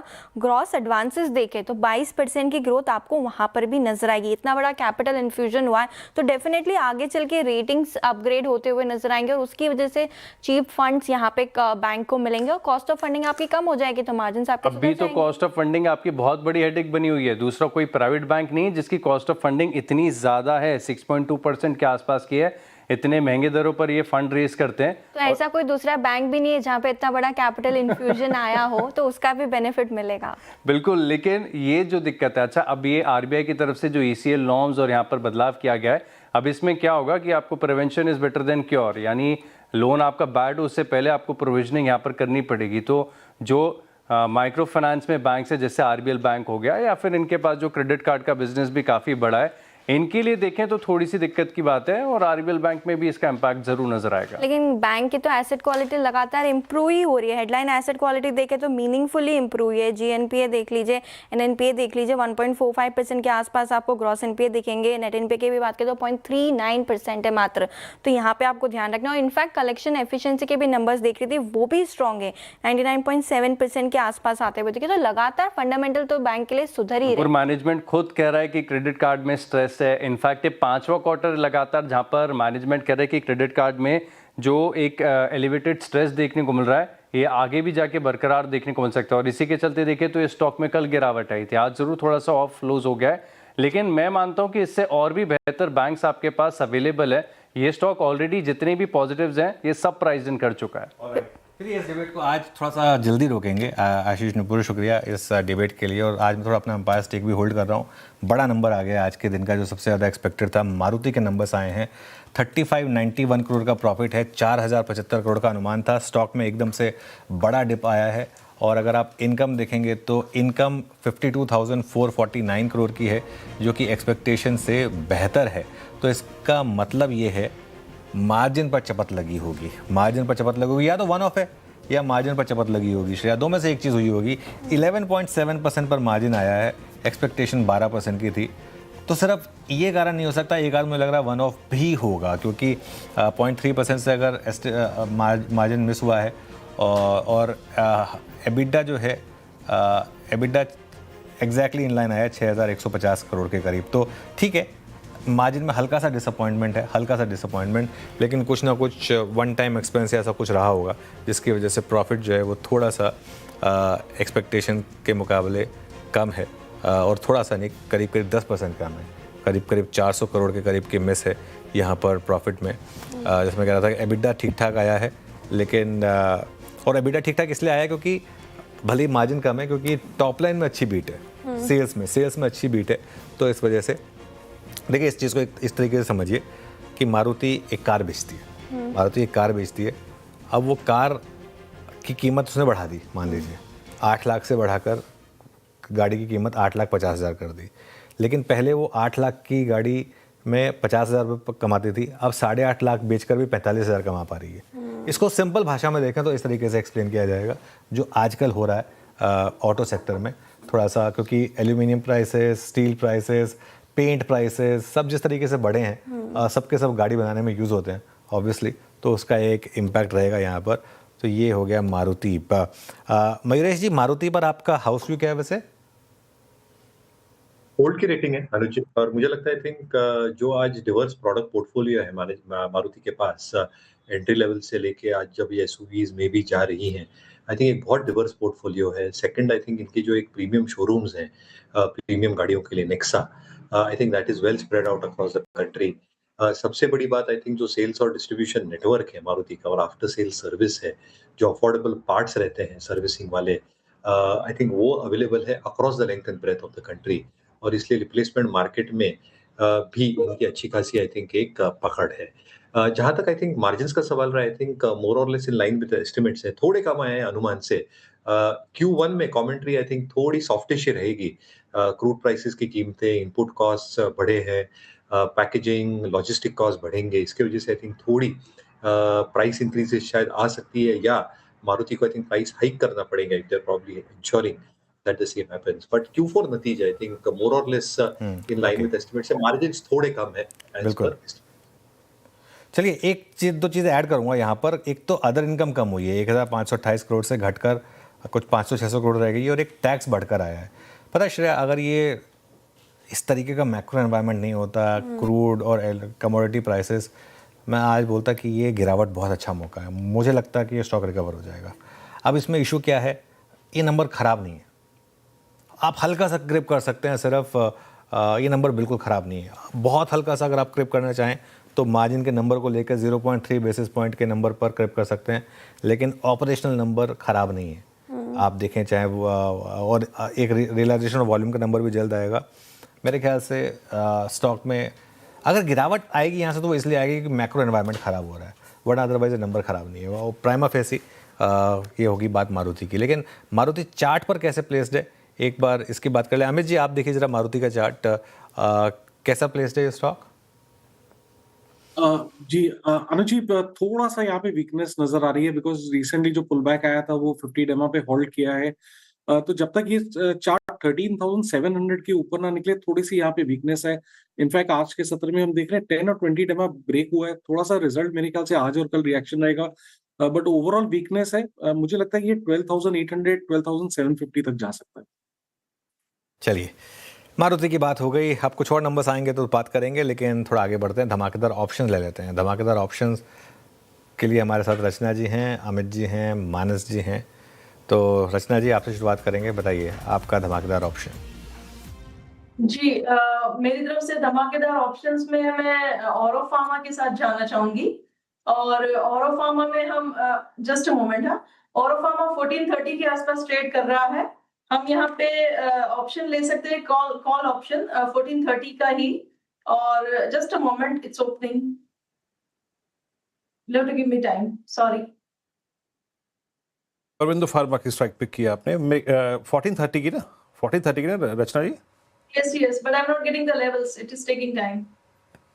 ठीक है, आप अच्छा आप स्ट्राइक भी पिक नहीं करें, ठीक है, लिव इट, आप टेक योर टाइम। मानस, आपका ट्रेड क्या रहेगा ऑप्शंस में?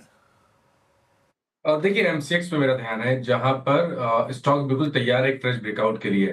तो MCX का मई मंथ का 2900 का कॉल ऑप्शन लेंगे। 140 रुपए के आसपास ये ऑप्शन ट्रेड हो रहा है, यहाँ पर खरीदारी करने की राय रहेगी।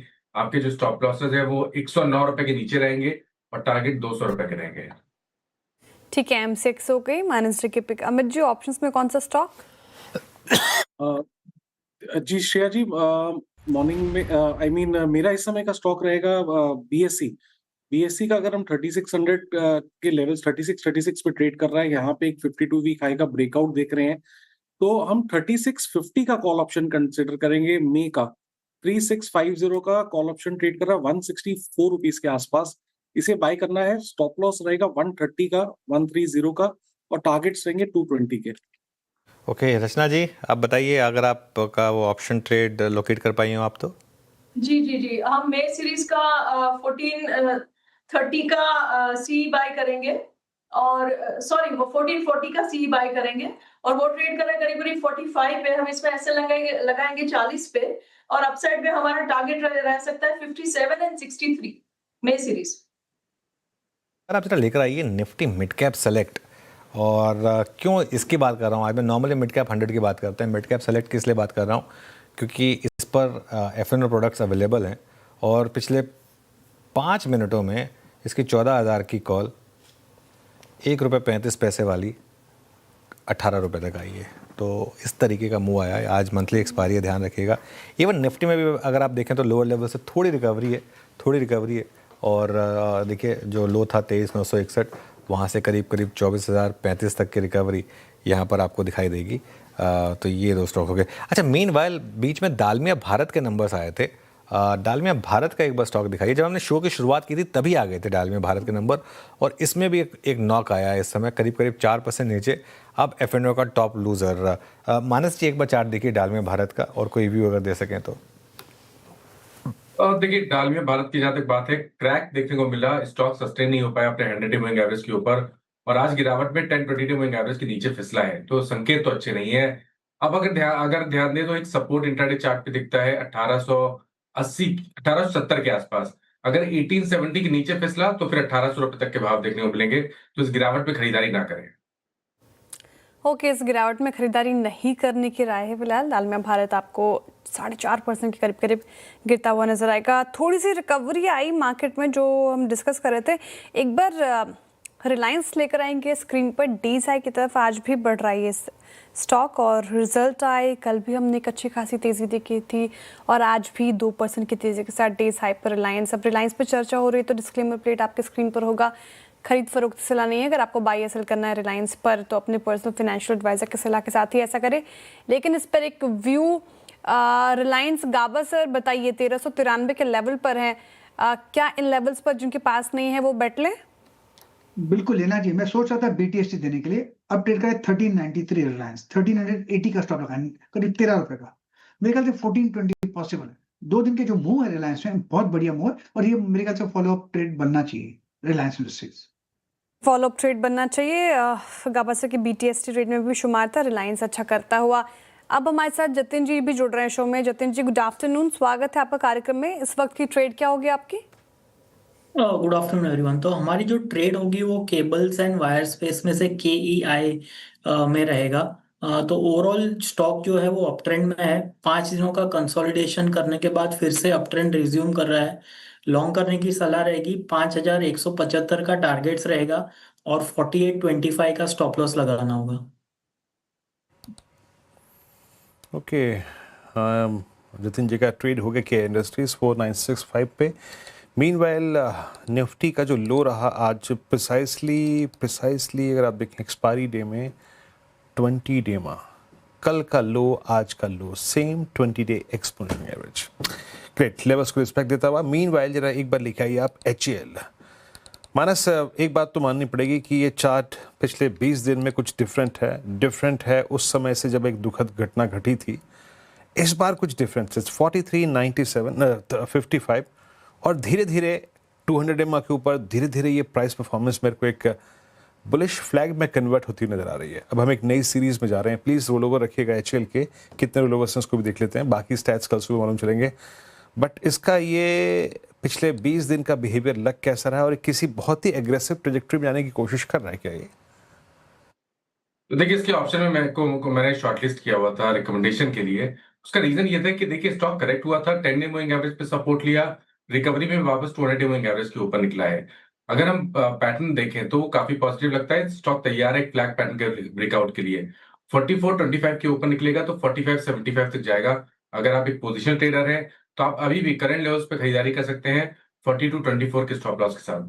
मेरा जो रिकमेंडेशन है वो है 4400 का कॉल ऑप्शन मई मंथ का, जो कि 144 रुपए पे ट्रेड हो रहा है। उसमें खरीदारी करें, 119 रुपए का स्टॉप लॉस लगा ले और 210 रुपए के टारगेट सेट कर लें। मीनवाइल एक बार आप लेकर आइए जरा रिलायंस, और रिलायंस का इंट्राडे चार्ट देखिए। कुछ देर में मैं इस पर थोड़ा सा एक हल्का सा डिटेल में बात करूंगा, लेकिन रिलायंस डे हाई पर है, 2% ऊपर है। 4 का चौका की शुरुआत करते हैं। मानस जायसवाल जी से लेंगे सस्ता ऑप्शन, उसके बाद चलेंगे रचना वैद्य जी के पास F&O सुपरस्टार के लिए, गाबा सर के पास चार्ट का चमत्कार ट्रेड के लिए, और मयूरेश जी के पास मिड कैप फंडा के लिए। तो मानस जी बताइए आपका सस्ता ऑप्शन। देखिए सस्ता ऑप्शन के लिए NHPC पे आप ध्यान दे सकते हैं, जहां पर स्टॉक ने पिछले 2 दिनों में बढ़िया रिकवरी दिखाई है। 85 रुपीज के रेजिस्टेंस के ऊपर ट्रेड कर रहा है। आई थिंक इसमें ऑप्शन खरीदें। 85 वाला कॉल ऑप्शन मई मंथ का जो 3 रुपए 75 पैसे पे ट्रेड हो रहा है, उसमें 2 रुपए 90 पैसे के स्टॉप लॉस से आपको खरीदारी करके चलनी है, और ऊपर की तरफ 6 रुपए के टारगेट सेट करके चलने हैं। ओके, NHPC सस्ता ऑप्शन मैनेजर की पिक हो गई। FNO सुपरस्टार के लिए रचना जी कौन सा स्टॉक? इंडियन होटल्स को बाय करेंगे। इंडियन होटल्स के मेयर फ्यूचर्स की बात हो रही है जो कि 655 के करीब ट्रेड कर रहा है। हम इसमें ऐसे लगाएंगे 650 पे और अपसाइड पे हमारा टारगेट होगा 666 एंड 670। ओके, इंडियन होटल्स बड़ी अच्छी बाइंग है आज मई फ्यूचर्स में 23%, 37 लाख शुरू एडिशन। प्रकाश सर, आपका ट्रेड क्या रहेगा 4 का चमत्कार? मेरा MCX पर ध्यान है, इसमें कुछ मोमेंटम है। 2909 पर ट्रेड करता है MCX। ट्रेड स्टॉप लगाएंगे 2885 का, कुछ 25 रुपए का स्टॉप। मेरे ख्याल से 2950 पॉसिबल है इसमें MCX। ओके, MCX ये हो गई। अब ट्रेड आपकी चार्ट का चमत्कार में मिड कैप फंडा के लिए मयूरेश जी के पास चला जाए। मयूरेश जी बताइए आपका मिड कैप फंडा। स्ट्राइड्स फार्मा रहेगा। हमें लगता है आई थिंक रिजल्ट्स एनकरेजिंग हैं। जो यूएस के रेवेन्यूज है वहाँ पे ठीक ठाक ग्रोथ होनी चाहिए अगले कुछ तिमाही तक। आउटसाइड यूएस जो एक्सेस मार्केट्स और दूसरे मार्केट्स हैं, यहाँ पे आई थिंक जो एक रन रेट है इन टर्म्स ऑफ रेवेन्यू ग्रोथ, ये स्ट्राइड्स फार्मा मेंटेन करनी चाहिए। और इसका एक पूरा कॉम्बिनेशन जो होगा, ग्रोस मार्जिन 60% के आसपास रहनी चाहिए। They should have very very strong EBITDA margin performance as well. और ये ग्रोइंग परफॉर्मेंस होगा क्योंकि जैसे कॉम्प्लेक्स ब्रांडेड जेनेरिक से लॉन्च करते रहेंगे यूएस और अदर एक्सेस मार्केट्स में, उसके मार्जिन प्रोफाइल रिलेटिवली बेटर रहेगी। बैलेंस शीट स्ट्रेंथ अच्छी खासी है, रिटर्न रेशियोज अच्छे खासे हैं और पाइपलाइन काफी स्ट्रॉन्ग और तगड़ी है expected for launches in the US and other markets as well. तो हमें लगता है आई थिंक रेटिंग रैंकिंग के मद्देनजर स्ट्राइड्स फार्मा एक अच्छा विकल्प फार्मा इंडस्ट्री से। ओके, हाँ, ये बात हो गई मिड कैप फंडा में स्ट्राइड्स फार्मा की। तो फटाफट से एक रिकैप चार का चौका का लेकर आ जाते हैं हम स्क्रीन पर। हमने शुरुआत की सस्ता ऑप्शन के साथ NHPC माइनस जिन्हें सुझाया 85 की कॉल लेनी है, टारगेट 6, स्टॉप प्लस 2.9। और FNO सुपरस्टार के लिए रचना जी को बाहर है इंडियन होटल्स। यहाँ पर खरीदार की राय अच्छी परफॉर्मेंस रही है इंडियन होटल्स की पिछले कुछ सत्रों से। 660 670 के टारगेट हैं, 650 का स्टॉप लॉस। और गाबा सर चार्ट का चमत्कार के लिए MCX को चुन रहे हैं, पैनलिस्ट को पिक भी किया। 2950 के टारगेट देख रहे हैं, 2885 का स्टॉप लॉस लगाना है। और मिड कैप फंडा स्ट्राइड्स फार्मा खरीदारी की राय मयूरेश जी ने दी है इस लेवल पर। अच्छा, एक बार रिलायंस फिर से लेकर आइएगा स्क्रीन पर। और भी चर्चा भी हो रही थी कल सर, आपने कहा था कि रिलायंस शॉर्ट नहीं होगा और कल भी हमने अच्छी खासी तेज़ी देखी और आज भी ये तेज़ी कंटिन्यू हो रही है। तो सबसे पहले तो कॉन्ग्रेचुलेशन हमारे दर्शकों को जो इन्होंने बात सुनी। क्या करना है अभी रिलायंस में? देखिए श्रेया, क्या होता है ना, रिलायंस पर हम कभी भी कोई बात करते हैं तो थोड़ा सा, मेरा तो ये मानना है कि जैसे कहते हैं ना कि Caesar swag should be above suspicion, तो हम थोड़ा सा उस हिसाब से बहुत ज़्यादा, मैं इसके लिए बहुत ज़्यादा पॉजिटिव होकर चिल्ला कर नहीं बोलता हूँ कि खरीद लीजिएगा, मेरा काम नहीं है वो करना, पहली बात तो। दूसरी बात, लेकिन ये बात बिल्कुल सही है आपकी, हमने कल इस पर एक पॉजिटिव व्यू लिया था रिलायंस पर नंबर्स के बाद। कल हमने सुबह बात की थी कि रिलायंस में अब एक अच्छी खासी रैली होगी क्योंकि जो नंबर्स थे, देखिए एक होता है कि आप नंबर्स को हेडलाइन पे देखें, जो कई लोग करते हैं और जो थोड़ा सा अब कम समय देते हैं मार्केट को एनालाइज करने में, वो करते हैं। एक होता है आप मार्केट के वर्डिक्ट को समझें कि मार्केट क्या चाहता है और अगर कंपनी ने वो डिलीवर किया है या नहीं किया है, हमने उस पर फोकस किया है ना। और इसलिए अगर आप देखें 2 दिनों में 5% से ज़्यादा की रैली हुई है। और मज़े की बात बताऊं मैं आपको, ये पूरी की पूरी रैली स्क्रीन पर प्ले हुई है, पूरी की पूरी रैली। इसके लिए कल तो मैं पूछा, मैं एक्चुअली पता नहीं किसी ने कहा था कि नहीं आपके चैनल पे किसने शॉर्ट, मैं कह मेरे चैनल पे तो किसी ने नहीं बोला हो कि लॉजिकल ही नहीं था इसमें कोई शॉर्ट ट्रेड देना उस कल की ट्रेड में। और अगर आप देखें तो 5% ऊपर है, ज़रूर आप फंसे होंगे कई जगह शॉर्ट पर, लेकिन स्ट्रेंथ बहुत है इस स्टॉक में, इसमें कोई डाउट नहीं है। स्टैंडर्ड डिस्क्लेमर हम प्ले करेंगे ऑफकोर्स, लेकिन हम देखिए इसकी बात करना जरूरी हो कि मार्केट का सबसे बड़ा स्टॉक है और निफ्टी के सबसे बड़े वेटेड कंपोनेंट्स में से एक है, तो इसके लिए ये बात करना ज़रूरी होता है। लेकिन अच्छी खासी रैली 2 दिनों में 5% की हुई है और इसके लिए कल पॉजिटिव व्यू था बिल्कुल नंबर्स आने के बाद। आज रिपीट इसलिए नहीं किया क्योंकि बहुत ज़्यादा हो जाता है, इसके बारे में बात करना। चलिए थोड़ा आगे बढ़ते हैं। अब हमारे साथ नूपुर हैं वापस। डिफेंस सेक्टर क्यों है फोकस में, फिर से एक बार इस पर बात कर लेते हैं। नूपुर, डैम कैपिटल की एक इंटरेस्टिंग रिपोर्ट आई है, बताइए क्या कह रही है रिपोर्ट और कौन से स्टॉक्स रहेंगे फोकस में? 9 स्टॉक्स पर इनिशिएटिंग कवरेज की शुरुआत हुई डैम कैपिटल की तरफ से और काफ़ी बड़ी रिपोर्ट है, 200 पेज की रिपोर्ट है और काफ़ी कुछ यहाँ पर निकल के आया। उनका कहना है कि 15 लाख करोड़ का मौका जो है इन डिफेंस कंपनीज को आगे चल के मिलता हुआ दिखेगा। आत्मनिर्भर भारत की थीम से एक बड़ा फायदा इन कंपनीज को मिलते हुए दिखेगा। अब क्यों बुलिश है ये डैम कैपिटल इन सारे स्टॉक्स पर? उनका कहना है कि लंबे समय की ग्रोथ विजिबिलिटी काफ़ी पॉजिटिव है। इम्पोर्ट से एक्सपोर्ट पर फोकस इन कंपनीज का बना हुआ है। स्ट्रक्चरल ट्रांसफॉर्मेशन देखने को मिल रहा है। ग्रोथ और स्केल पर अगले कई सालों तक का जो रोड मैप है वो पूरी तरह से क्लियर नजर आता है। प्राइवेट प्लेयर्स का जो हिस्सा बढ़ रहा है उसकी वजह से एग्जीक्यूशंस की प्रॉब्लम सॉल्व होते हुए दिखेगी और इनोवेशन भी आते हुए नजर आएगा। डिफेंस प्रोडक्शन की बात करें तो FY29 तक 3 लाख करोड़ का यहाँ पे अनुमान लेके चल रहे हैं। 500 बिलियन इसमें एक्सपोर्ट भी आपको नजर आएगा। इसी के साथ ऑर्डर पाइपलाइन देखें तो आने वाले 5 सालों में 15 लाख करोड़ की यहाँ पे ऑर्डर पाइपलाइन है। मौजूदा करीबन 6 लाख करोड़ की और आने वाले 2 साल की जो पाइपलाइन जिनको अप्रूवल मिल चुका है उसकी संख्या भी 6 लाख करोड़ के आसपास की है। सबसे बड़ा पॉजिटिव पॉइंट जो स्वदेशीकरण यहाँ पे किया गया है उसकी वजह से एक बड़ा गेम चेंजर यहाँ पे डिफेंस के लिए आते हुए नजर आया। पॉजिटिव तौर पर डैप की जो 2020 में लोकल खरीद को प्राथमिकता दी गई थी उसे एक बेनिफिट मिला। ऑटोमेटिक रूट में भी 74% FDI आने की वजह से एक पॉजिटिव यहाँ पर जो है पॉजिटिव आउटफ्लो डिफेंस कंपनीज को नजर आया। इंपोर्ट बैन का भी एक पॉजिटिव यहाँ पर इम्पैक्ट इन कंपनीज को देखने को मिला।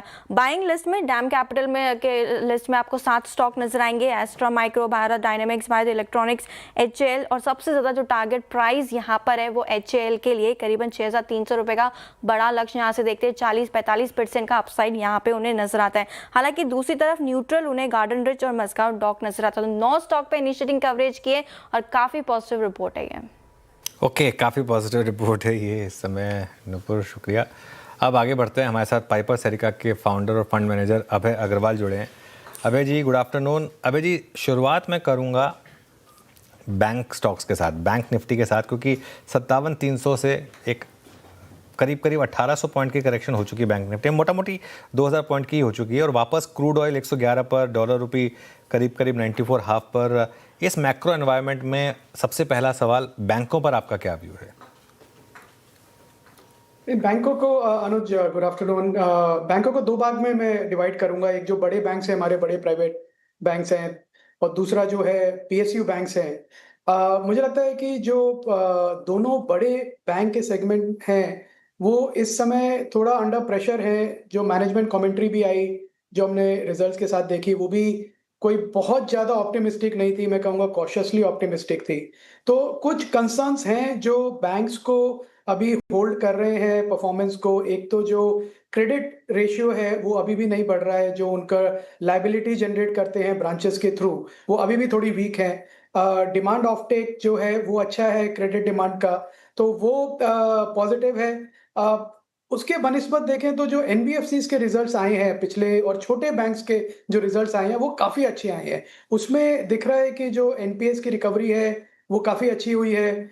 GNPA रेशियो कम हुआ है, मार्जिन्स इंप्रूव हुए हैं, प्रॉफिटेबिलिटी बढ़ी है। काफ़ियों ने बीट किया है एनालिस्ट एक्सपेक्टेशन को। तो मैं कहूँगा जो लार्ज बैंक्स हैं, लार्ज प्राइवेट बैंक्स हैं, वो 1-2 क्वार्टर और साइडवेज परफॉर्मेंस दिखाएंगे, ये मेरी एक्सपेक्टेशन है। तो मुझे नहीं लगता कि वहाँ पे कोई री रेटिंग आएगी या बहुत ज़्यादा बाइंग आएगी वहाँ पे। पर जो छोटे बैंक्स हैं, छोटे NBFCs हैं, मुझे लगता है कि अपॉर्चुनिटी वहाँ पे ज़्यादा है इन्वेस्टर्स के लिए, rather than looking at bank Nifty as an index, as an investment opportunity, क्योंकि वहाँ पे लार्ज प्राइवेट बैंक्स का डोमिनेंस ज़्यादा है बैंक निफ्टी में।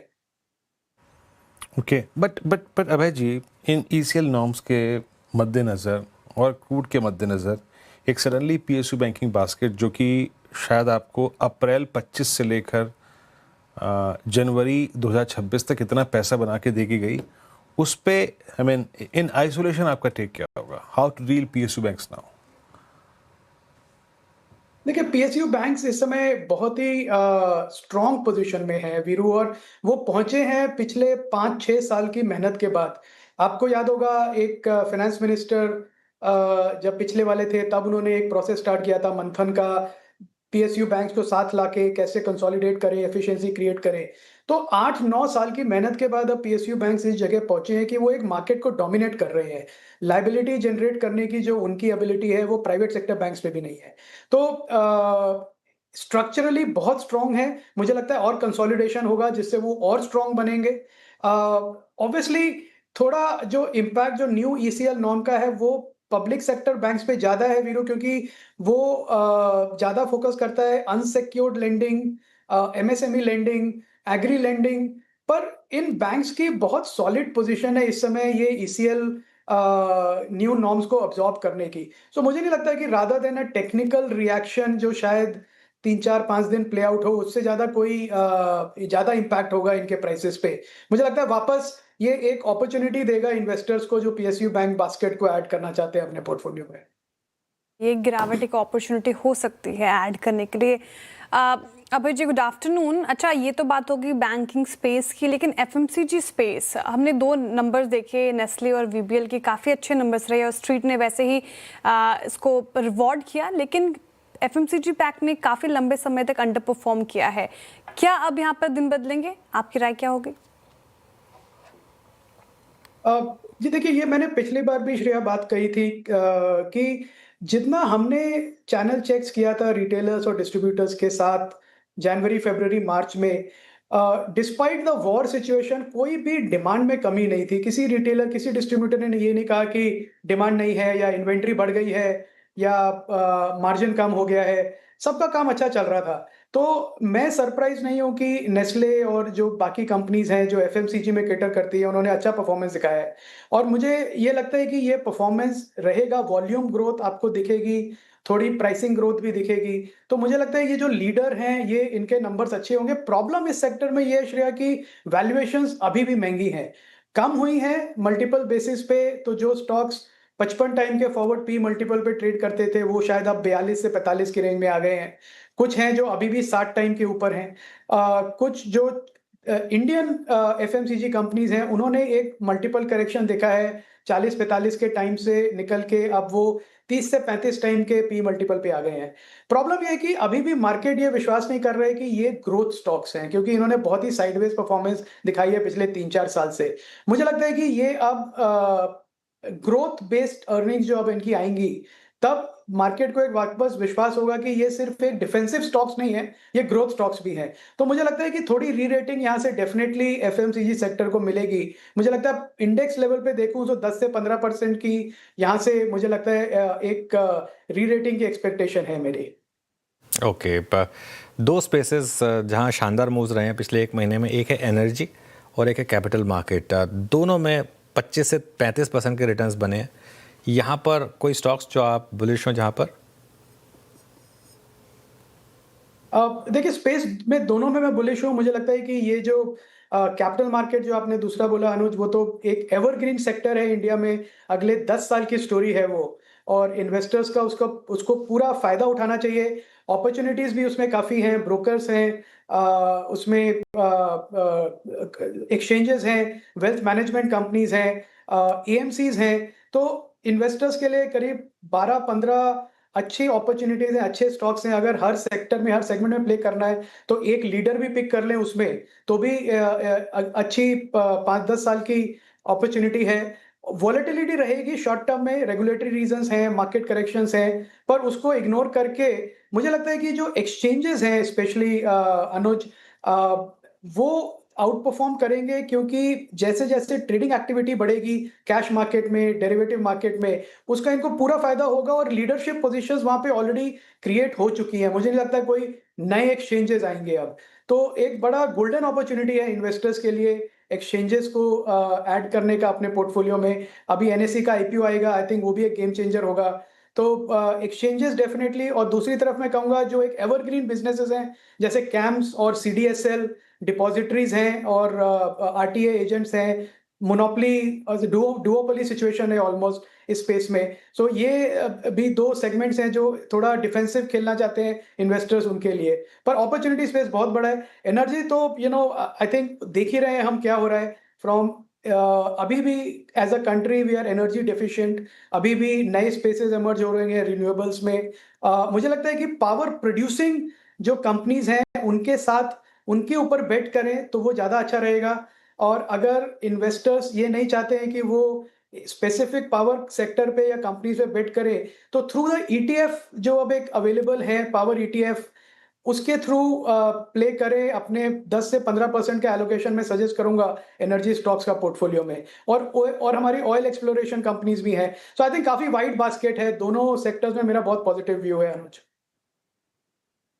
अच्छा अभय जी, मुझे देखा है आपको अपने पीएमएस में, अपने एग्जिस्टिंग रिसोर्सेज में ऑटो में बड़े अच्छे स्टॉक्स पिक करके वेल्थ क्रिएट की है। At this time I mean जब क्रूड करीब करीब 112 हो चुका है, ये एक सेंटिमेंटल इम्पैक्ट होता है पूरे ऑटो के लिए। कैसे अपनी क्रिएटिविटी को बढ़ा रहे हैं आप? A slight shift towards EV infrastructure, ethanol में आप देखिए ना, बहुत दिन बाद प्राज को देखा मैंने कैसे उसने, I mean it's an auto associated stories है ना। इसमें कुछ फोकस किया है आपने? कुछ क्रिएट किया है? कोई नया स्टॉक जो ढूंढा हो आपने? ये अभी कुछ ऐड नहीं किया। मुझे लगता है अभी भी जो OEMs हैं, जो हमारे ऑटो कंपनीज हैं, आई थिंक वो उनको मालूम है वीरेंद्र की कहाँ पे बिजनेस शिफ्ट हो रहा है। तो अगर ईवी में डिमांड है, और मुझे लगता है कि जो क्रूड के प्राइसेस जिस हिसाब से बढ़े हैं, अभी हमने पेट्रोल पंप पे उसका इम्पैक्ट नहीं देखा है, तो अभी तक ट्रांजिशन नहीं हो रहा है। पर अगर देर सवेर अगर ये पेट्रोल पंप के प्राइसेस पे हमने इम्पैक्ट देखा, हायर पेट्रोल और डीजल जो कंज्यूमर्स खरीदते हैं, तो डेफिनेटली उनको लगेगा कि ये जो ईवी 2 व्हीलर्स हैं, ईवी 4 व्हीलर्स हैं, उनको लें, क्योंकि जो मैथमेटिकल कैलकुलेशन जो लोग देखते हैं कि क्या सस्ता पड़ेगा मेरे को पर किलोमीटर पे, तो वो कैलकुलेशन पूरा चेंज हो जाएगा।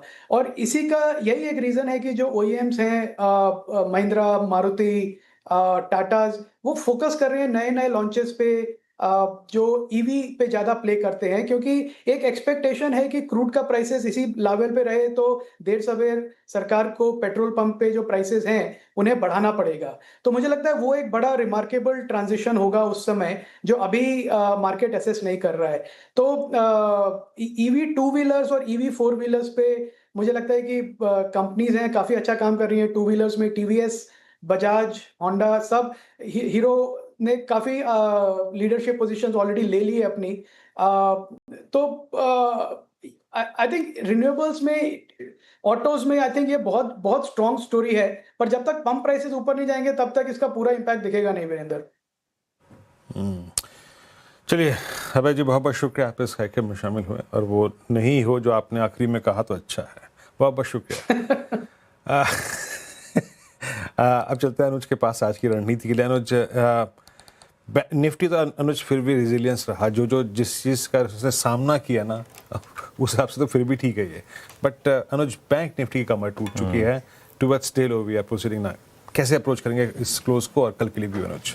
बिल्कुल, देखिए कल के मेरे व्यू में ना एक थोड़ा जो आपने एंड में अभय जी से बात की ना, उसका भी मैं एक हल्का सा रिस्पॉन्स दूंगा। क्यों ना हो वो विरूप, ज़रूरत है उसकी, मतलब कोई ऑप्शन नहीं है।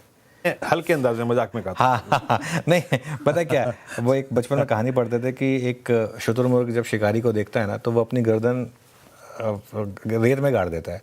उसको लगता है कि अगर मैं शिकारी को देखूंगा, शिकारी भी मुझे देख पाएगा। तो शिकारी के लिए तो बहुत आसान काम हो जाता है, वो आराम से शुतुरमुर्ग को पकड़ के ले जा सकता है। तो इसके लिए रियलिटी जो है ना, वो हमें फेस करनी होगी, और यही मार्केट फेस कर रही है एक्चुअली। अगर आप देखें क्यों बैंक निफ्टी इस तरीके से अंडर परफॉर्म कर रहा है, क्योंकि ये रिस्क वापस ओपन हो रहा है। देखिए मार्केट के लिए वापस एक बड़ा वाला रिस्क ओपन हो रहा है, मैक्रो वाला।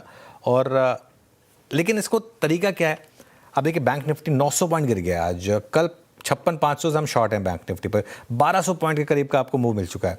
अब अगले 3 दिन काफ़ी वोलेटाइल हो सकते हैं यहाँ पर, क्योंकि कल बंगाल इलेक्शन का आखिरी फेज़ है, और कल शाम को एग्जिट पोल आएंगे। परसों आप उस पर रिएक्ट करेंगे, परसों आप एक और चीज़ पर रिएक्ट करेंगे, फेड के आउटकम पर। कल रात को यूएस के फेड का फैसला भी आएगा, और परसों आप एक और चीज़ पर रिएक्ट करेंगे, सेंसेक्स की मंथली एक्सपायरी। इतना कुछ है मार्केट में रिएक्ट करने के लिए आपके पास। और उसके बाद है 3 दिन का वीकेंड। 3 दिन का वीकेंड, आजकल 3 दिन का वीकेंड इतनी जल्दी निकल जाता है, पता भी नहीं चलता। और उसके बाद मंडे को आपको फिर रिएक्ट करना है एक्चुअल आउटकम पर, तो बहुत वॉलेटाइल होगा। ऐसे में मैं 3 लेगेड स्ट्रैटेजी है मेरी। पहली तो इंडिविजुअल स्टॉक्स पे मैं अभी भी बुलिश हूँ, लेकिन वो जो मई का पुट ऑप्शन लेने की हमने बात की थी, मई का पुट ऑप्शन आप कैरी करें, आप उसको एज ए हेज कैरी करें, और कुछ नहीं। ये एक डायरेक्शनल कॉल नहीं है, ये मई का put option as it is जो हमने सुबह लिया था वो रहेगा कैरी फॉरवर्ड करने के लिए। बैंक निफ्टी की जो आधी शॉर्ट पोजीशंस हैं उन्हें कवर करें, क्योंकि एक्सपायरी रिलेटेड मूव आपको मिल चुका है। कल मुझे नहीं लगता कि बैंक निफ्टी में आपको कोई और बहुत बड़ा गैप डाउन मिलेगा। 900 पॉइंट अगर आपको आज एक ही दिन में मिल गए बैंक निफ्टी में, एक अच्छा मौका है बैंक निफ्टी में अपनी आधी शॉर्ट पोजीशंस बुक करने का। बाकी की आधी चाहें तो हेज कर लें। अगर आपको लग रहा है कि कल वापस अच्छा मौका मिलेगा तो चाहे पूरी की पूरी शॉर्ट पोजीशन बुक कर लें। कल आपको मार्केट फिर मौका दे देगा इंट्राडे में। अगर क्रूड इसी तरीके से रहा, डॉलर रुपये इसी तरीके से रहा, तो बैंक निफ्टी फिर 55 पे भी नहीं रुकेगा, फिर बैंक निफ्टी वापस 54,000 की तरफ आएगा। बाकी फ्रेश व्यू कल सुबह लेंगे। चलिए अब नूपुर के पास चलते हैं और डीलिंग रूम चेक ले लेते हैं। नूपुर बताइए कौन से स्टॉक्स डीलर्स के रडार पर?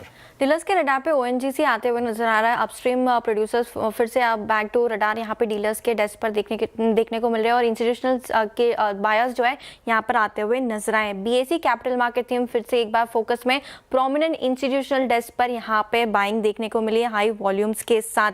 इनफैक्ट एम्बर और डिक्सन आज फिर से रडार में आते हुए नजर आए। इनकी जो पेंडिंग जेवी की न्यूज़ है उस पर फोकस करके चल रहे डीलर्स यहाँ पे। हो सकता है ओवर द नेक्स्ट 2-3 डेज आपको ये अनाउंसमेंट आती हुई नजर आए एम्बर और डिक्सन को लेकर। तो ओएनजीसी, बीएसई, एम्बर और डिक्सन चारों ही खरीदारी की लिस्ट में।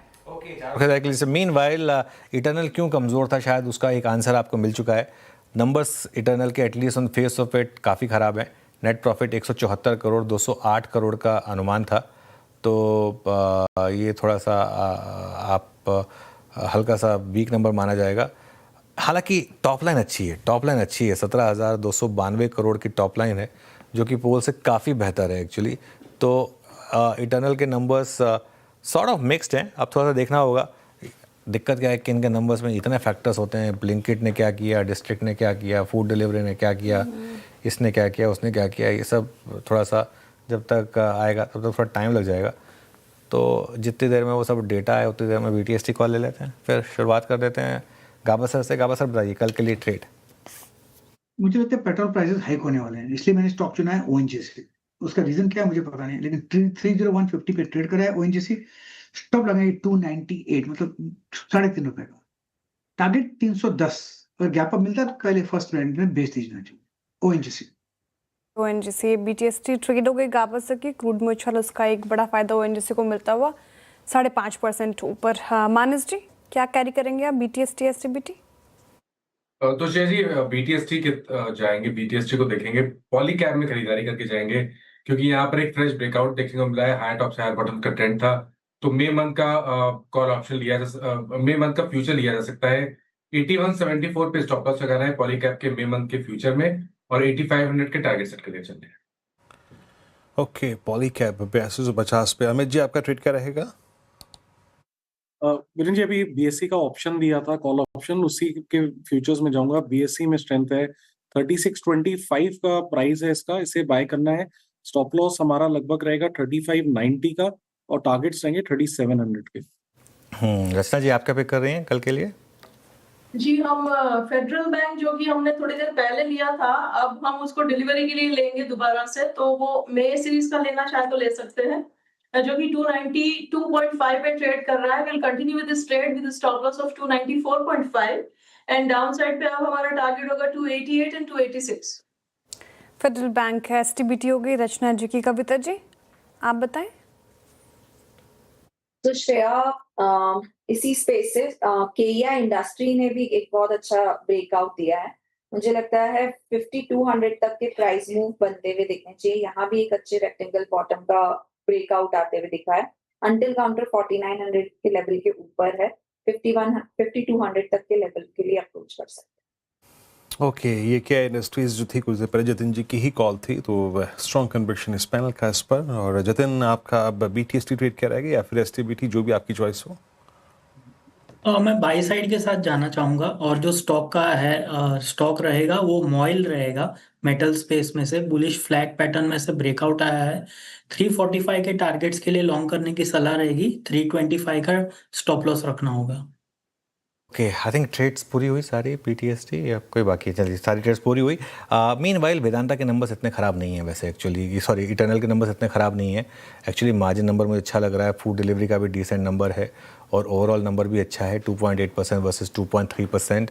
और कहीं ना कहीं नेट प्रॉफिट टॉप लाइन का नंबर भी अच्छा था। तो सिर्फ एक बॉटम लाइन का नंबर मिस है, वो कुछ ना कुछ वन ऑफ रहा होगा। अब वो वन ऑफ बिजनेस से रिलेटेड यानी ये पता नहीं, लेकिन ऑपरेशनल नंबर्स मुझे सारे अच्छे लग रहे हैं। ऑपरेशनल नंबर्स में मुझे कुछ ऐसा नहीं लगा कि जिसकी वजह से स्टॉक गिरना चाहिए, और एक ऑलरेडी गिरा हुआ स्टॉक है एक्चुअली, तो हो सकता है कि रिकवरी भी आ जाए।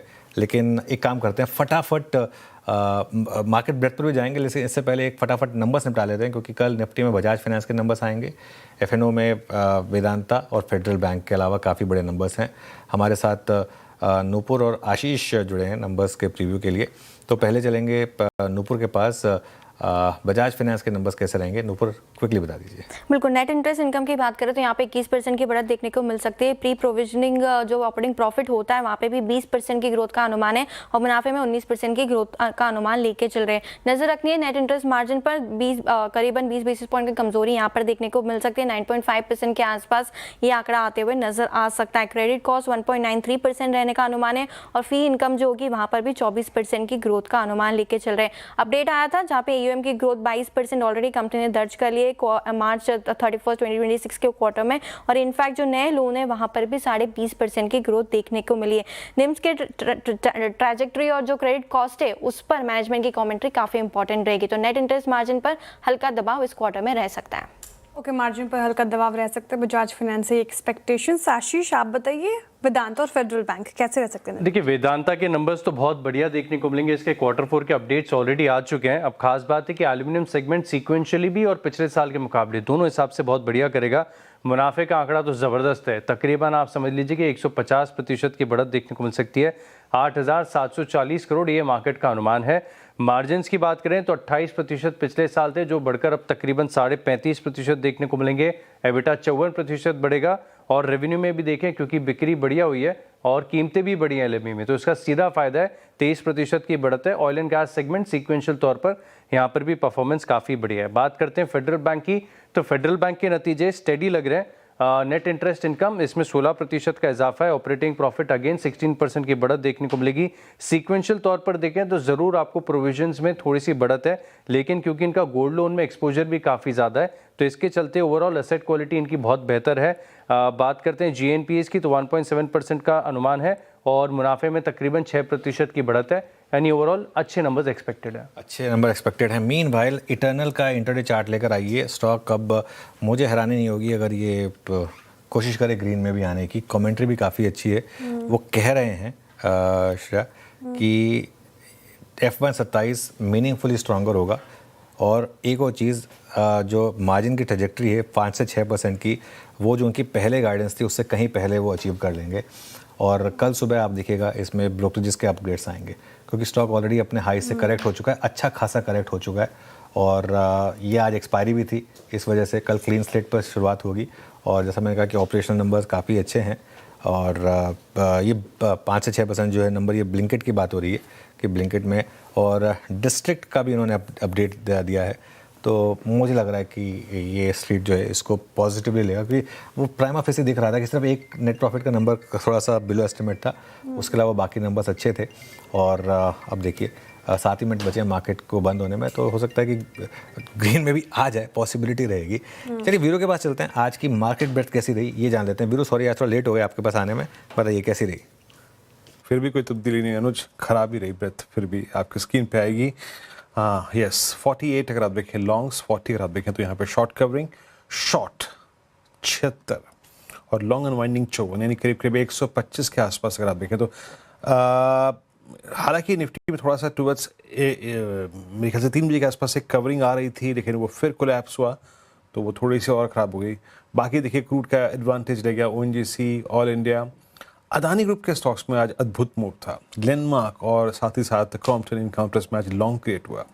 सेकंड स्लाइड आएगी आपकी स्क्रीन पे जहां पे शॉर्ट कवर था, उसमें force Motors, Nippon life, post numbers और एक्ल फाइनेंशियल्स अद्भुत स्टॉक, पॉलीकैब में अच्छा मूव था, और MCX एक्सचेंजेस ने आज भी एक बहुत शानदार पारी खेली, और यू कैन से जो आपका कैपिटल मार्केट थीम है वो शॉर्ट टाटा टेक, अब मैंने 2 बजे जिक्र किया था इस स्टॉक का, ह्यूज शॉर्टिंग SBI कार्ड्स, एक और बहुत ही खराब स्टॉक इस वक्त technically place, Zydus life, PNB bank of Baroda. पूरा अगर आप देखें तो जो ये आपका PSU बैंक्स का सेगमेंट था काफ़ी वीक रहा, और क्रूड और ECL नॉर्म्स अगर आप देखें जो नया है उसके इंप्रेशन में, बाकी लॉन्ग अनवाइंडिंग यूनियन बैंक में रही। आज एक कोलैप्स था लॉरस में, केन्स टेक का ही हाल है और इंटीग्लोविशन।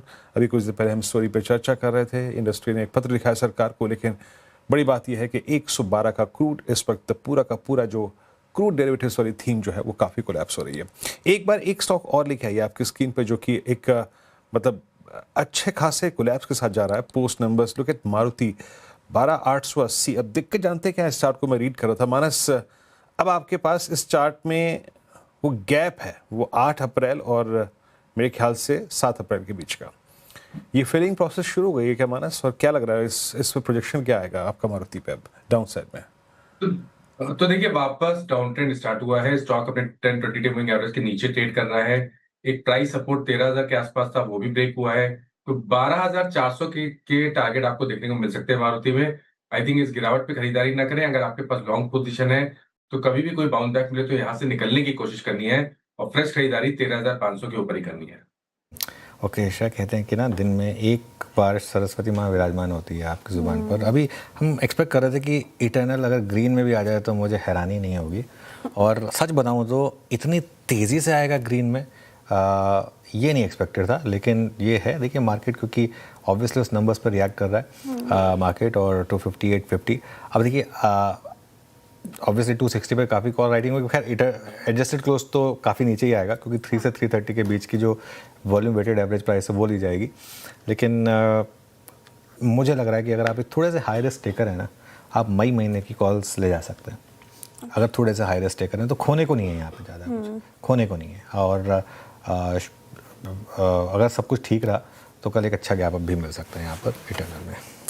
इटर्नल पे नंबर्स अच्छे लग रहे हैं बाजार को, लेकिन ग्रीन फिलहाल आता हुआ क्लोजिंग की तैयारी कर रहा है। अच्छा, इस क्लोज में कुछ काउंटर्स जो डेज हाइपर क्लोज होने की तैयारी कर रहे हैं, उसमें सबसे पहला नाम जो है वो रिलायंस का। ये शानदार परफॉर्मेंस इस पर्टिकुलर काउंटर से रही है। इसके अलावा इटर्नल आ गया और टेक महिंद्रा और ट्रेंट ने भी इंट्राडे में रिकवरी दिखा दी। और कुछ काउंटर्स जहाँ पर अच्छे मूव्स थे आज के सेशन में। ONGC 5.5% ज़्यादा की तेज़ी के साथ डेज हाई पर क्लोज होने की तैयारी रखिएगा स्क्रीन पर एक बार। भारतीय एयरटेल, इसने भी आज कंट्रीब्यूट किया है आज के सेशन में, और भारतीय एयरटेल भी अच्छे गेंस के साथ इनफैक्ट क्लोज होने की तैयारी कर रहा है। FMCG पैक से हम चर्चा कर रहे थे, 2 काउंटर्स के, नेस्ले इंडिया और VBL, दोनों फिर से रखिएगा स्क्रीन पर एक बार। नेस्ले इंडिया रिजल्ट आए और उसके बाद से लगातार इसमें तेज़ी, एक दिन भी हमने डिप नहीं देखा और शानदार तेज़ी के साथ आज भी अच्छे खासे गेंस के साथ क्लोज होने की तैयारी। एक बार VBL भी रख दीजिए फटाफट से। वरुण बेवरेजेस आज ऊपर से थोड़ा सा करेक्ट हुआ है क्योंकि हालांकि फ्लैट उतनी गिरावट नहीं देखने को मिल रही है, लेकिन नेस्ले एक आखिरी चार्ट चेक नेस्ले का। और कविता जी आप बता दीजिए, नेस्ले कैरी करेंगे क्या कल के लिए? या श्रेया, तो एस BTST मैंने नेस्ले भी लिया था। 1480-1500 तक के प्राइस मूव बनते हुए देख सकते हैं। 1420 का एसएल मेंटेन करना चाहिए अगर किसी को position. Okay, Nestle 1437 post numbers. FMCG का ये स्टॉक अच्छा मूव दे रहा है और अभी वीक काम है। चलते हैं अनुज के पास इस क्लोजिंग को देखने के लिए। Anuj, over to you. Okay Viru, बिल्कुल। और एक दो और स्टेटमेंट आ रही है इंटरनल की तरफ से। वैसे $1 बिलियन का एडजस्टेड एबिटा की बात कर रहे हैं बाय FY29। आई होप वैसे अब कंपनीज जो है ना ये एडजस्टेड टर्म यूज़ करना बंद कर दें, क्योंकि अब समय आ गया। आप एबिटा बोलिए, एडजस्टेड क्या होता है? बस यही कमी है मेरे को लग रहा है। एडजस्टेड हटा दीजिए सब। एबिटा कितना वो बता दीजिए हमें। एडजस्टेड वो मार्केट को करने दीजिए ना। आपका क्या एडजस्टेड एबिटा, सिंपल बताइए कितना होगा आपका एबिटा। खैर एनीवे, स्क्रीन पर चलते हैं आज की मार्केट क्लोज के लिए। थोड़ा पेन रहा मार्केट में, लेकिन मेनली पेन बैंक निफ्टी में था। निफ्टी भी नीचे था 0.35%, लेकिन बैंक निफ्टी ज़्यादा नीचे था, करीब 1.5% नीचे, 850 पॉइंट यानी कि 55,430 के करीब। निफ्टी IT ये वीक था, करीब 250 पॉइंट नीचे था निफ्टी IT। मिड कैप और स्मॉल कैप ने फिर आउट परफॉर्म किया और दोनों इंडेक्स आधा % ऊपर थे। हालांकि आज एडवांस डिक्लाइन उतना अच्छा नहीं था जितना पिछले कुछ दिनों में रहा है, लेकिन ऑन अ डे जब बैंक निफ्टी 1.5% नीचे हो फिर भी ज़्यादा गैप नहीं है एडवांस और डिक्लाइन के बीच में, तो ठीक ठाक माना जाएगा। चलिए सेक्टोरल लूजर्स के साथ शुरुआत करेंगे क्योंकि आज मार्केट थोड़ा नीचे था। इसमें क्या है, सबसे ऊपर PSU बैंक्स, ऑब्वियसली वो न्यूज़ का इम्पैक्ट 2% नीचे। निफ्टी बैंक ये भी करीब 1.5% नीचे। निफ्टी ऑटो, फाइनेंशियल्स, IT और रियल्टी, यहाँ पर भी अगर आप देखें तो हल्की सी गिरावट रही। तेज़ी वाले इंडेक्स में क्या क्या थे, ऑयल एंड गैस 0.25%, एनर्जी में अच्छा मूव था, capital market 1.25%, metals capital goods और डिफेंस यहाँ पर थोड़ी सी तेज़ी थी। निफ्टी लूजर्स पर आते हैं, आप जरा देखते हैं यहाँ पर किस तरीके का मूड माहौल रहा। एक्सिस बैंक 2.5% नीचे था, मारुति 2.5% नीचे नंबर्स के बाद। HCL टेक में वन वे गिरावट है 2.5%। श्रीराम फाइनेंस ये भी कल भी गिरा था, आज भी गिरा। इंटरग्लोब एविएशन ये भी 2.25% नीचे, और हिंदुस्तान यूनिलीवर इसमें भी आज गिरावट थी करीब 2% की। गेनर्स पर आते हैं, ONGC ये करीब 5.5% ज़बरदस्त मूव के साथ ONGC में अच्छे रैली आई। रिफ्रेश करेंगे इसको रिफ्रेश करिए एक बार जरा, इसमें कुछ गलती लग रही है, मैं आपको एक बार इसको रिफ्रेश करने के लिए बोलता हूँ, उसके बाद देखिएगा आप। ये देखिए, ये मैं किस लिए कह रहा था, इटर्नल आ गया इसमें टुवर्ड्स द एंड। जब शो की शुरुआत की थी टॉप लूजर्स में था, शो खत्म होते होते टॉप गेनर्स में आ गया 1.7% के गेंस के साथ 260 पर बंद हुआ। नेस्ले और रिलायंस ने खैर मार्केट को 2 दिन से थोड़ा सा संभाला आपका, लेकिन कुल मिलाकर मार्केट की खराब क्लोज। जी हाँ, खराब क्लोज स्पेशली निफ्टी बैंक की। और एक हॉरर शो आज हमने क्रूड का देखा। बाकी अगर आप देखें ये एक्सपायरी हो गई आज अप्रैल की सीरीज की, वोलेटाइल थी, और आखिरी में अगर आप देखें वोलेटिलिटी चरम पे थी। बाकी मेरे ख्याल से कल जब हम मुलाकात करेंगे एक थीम और इस बाजार में जुड़ जाएगी। अब तक क्रूड था, अर्निंग्स थी, कल राजनीति अपना रंग दिखाएगी। जी हाँ, इस फैक्टर पर भी कल बातचीत करेंगे। मॉर्निंग कॉल और मुनाफे की तैयारी में पहले आपसे करेगा मुलाकात। तब तक के लिए नमस्कार।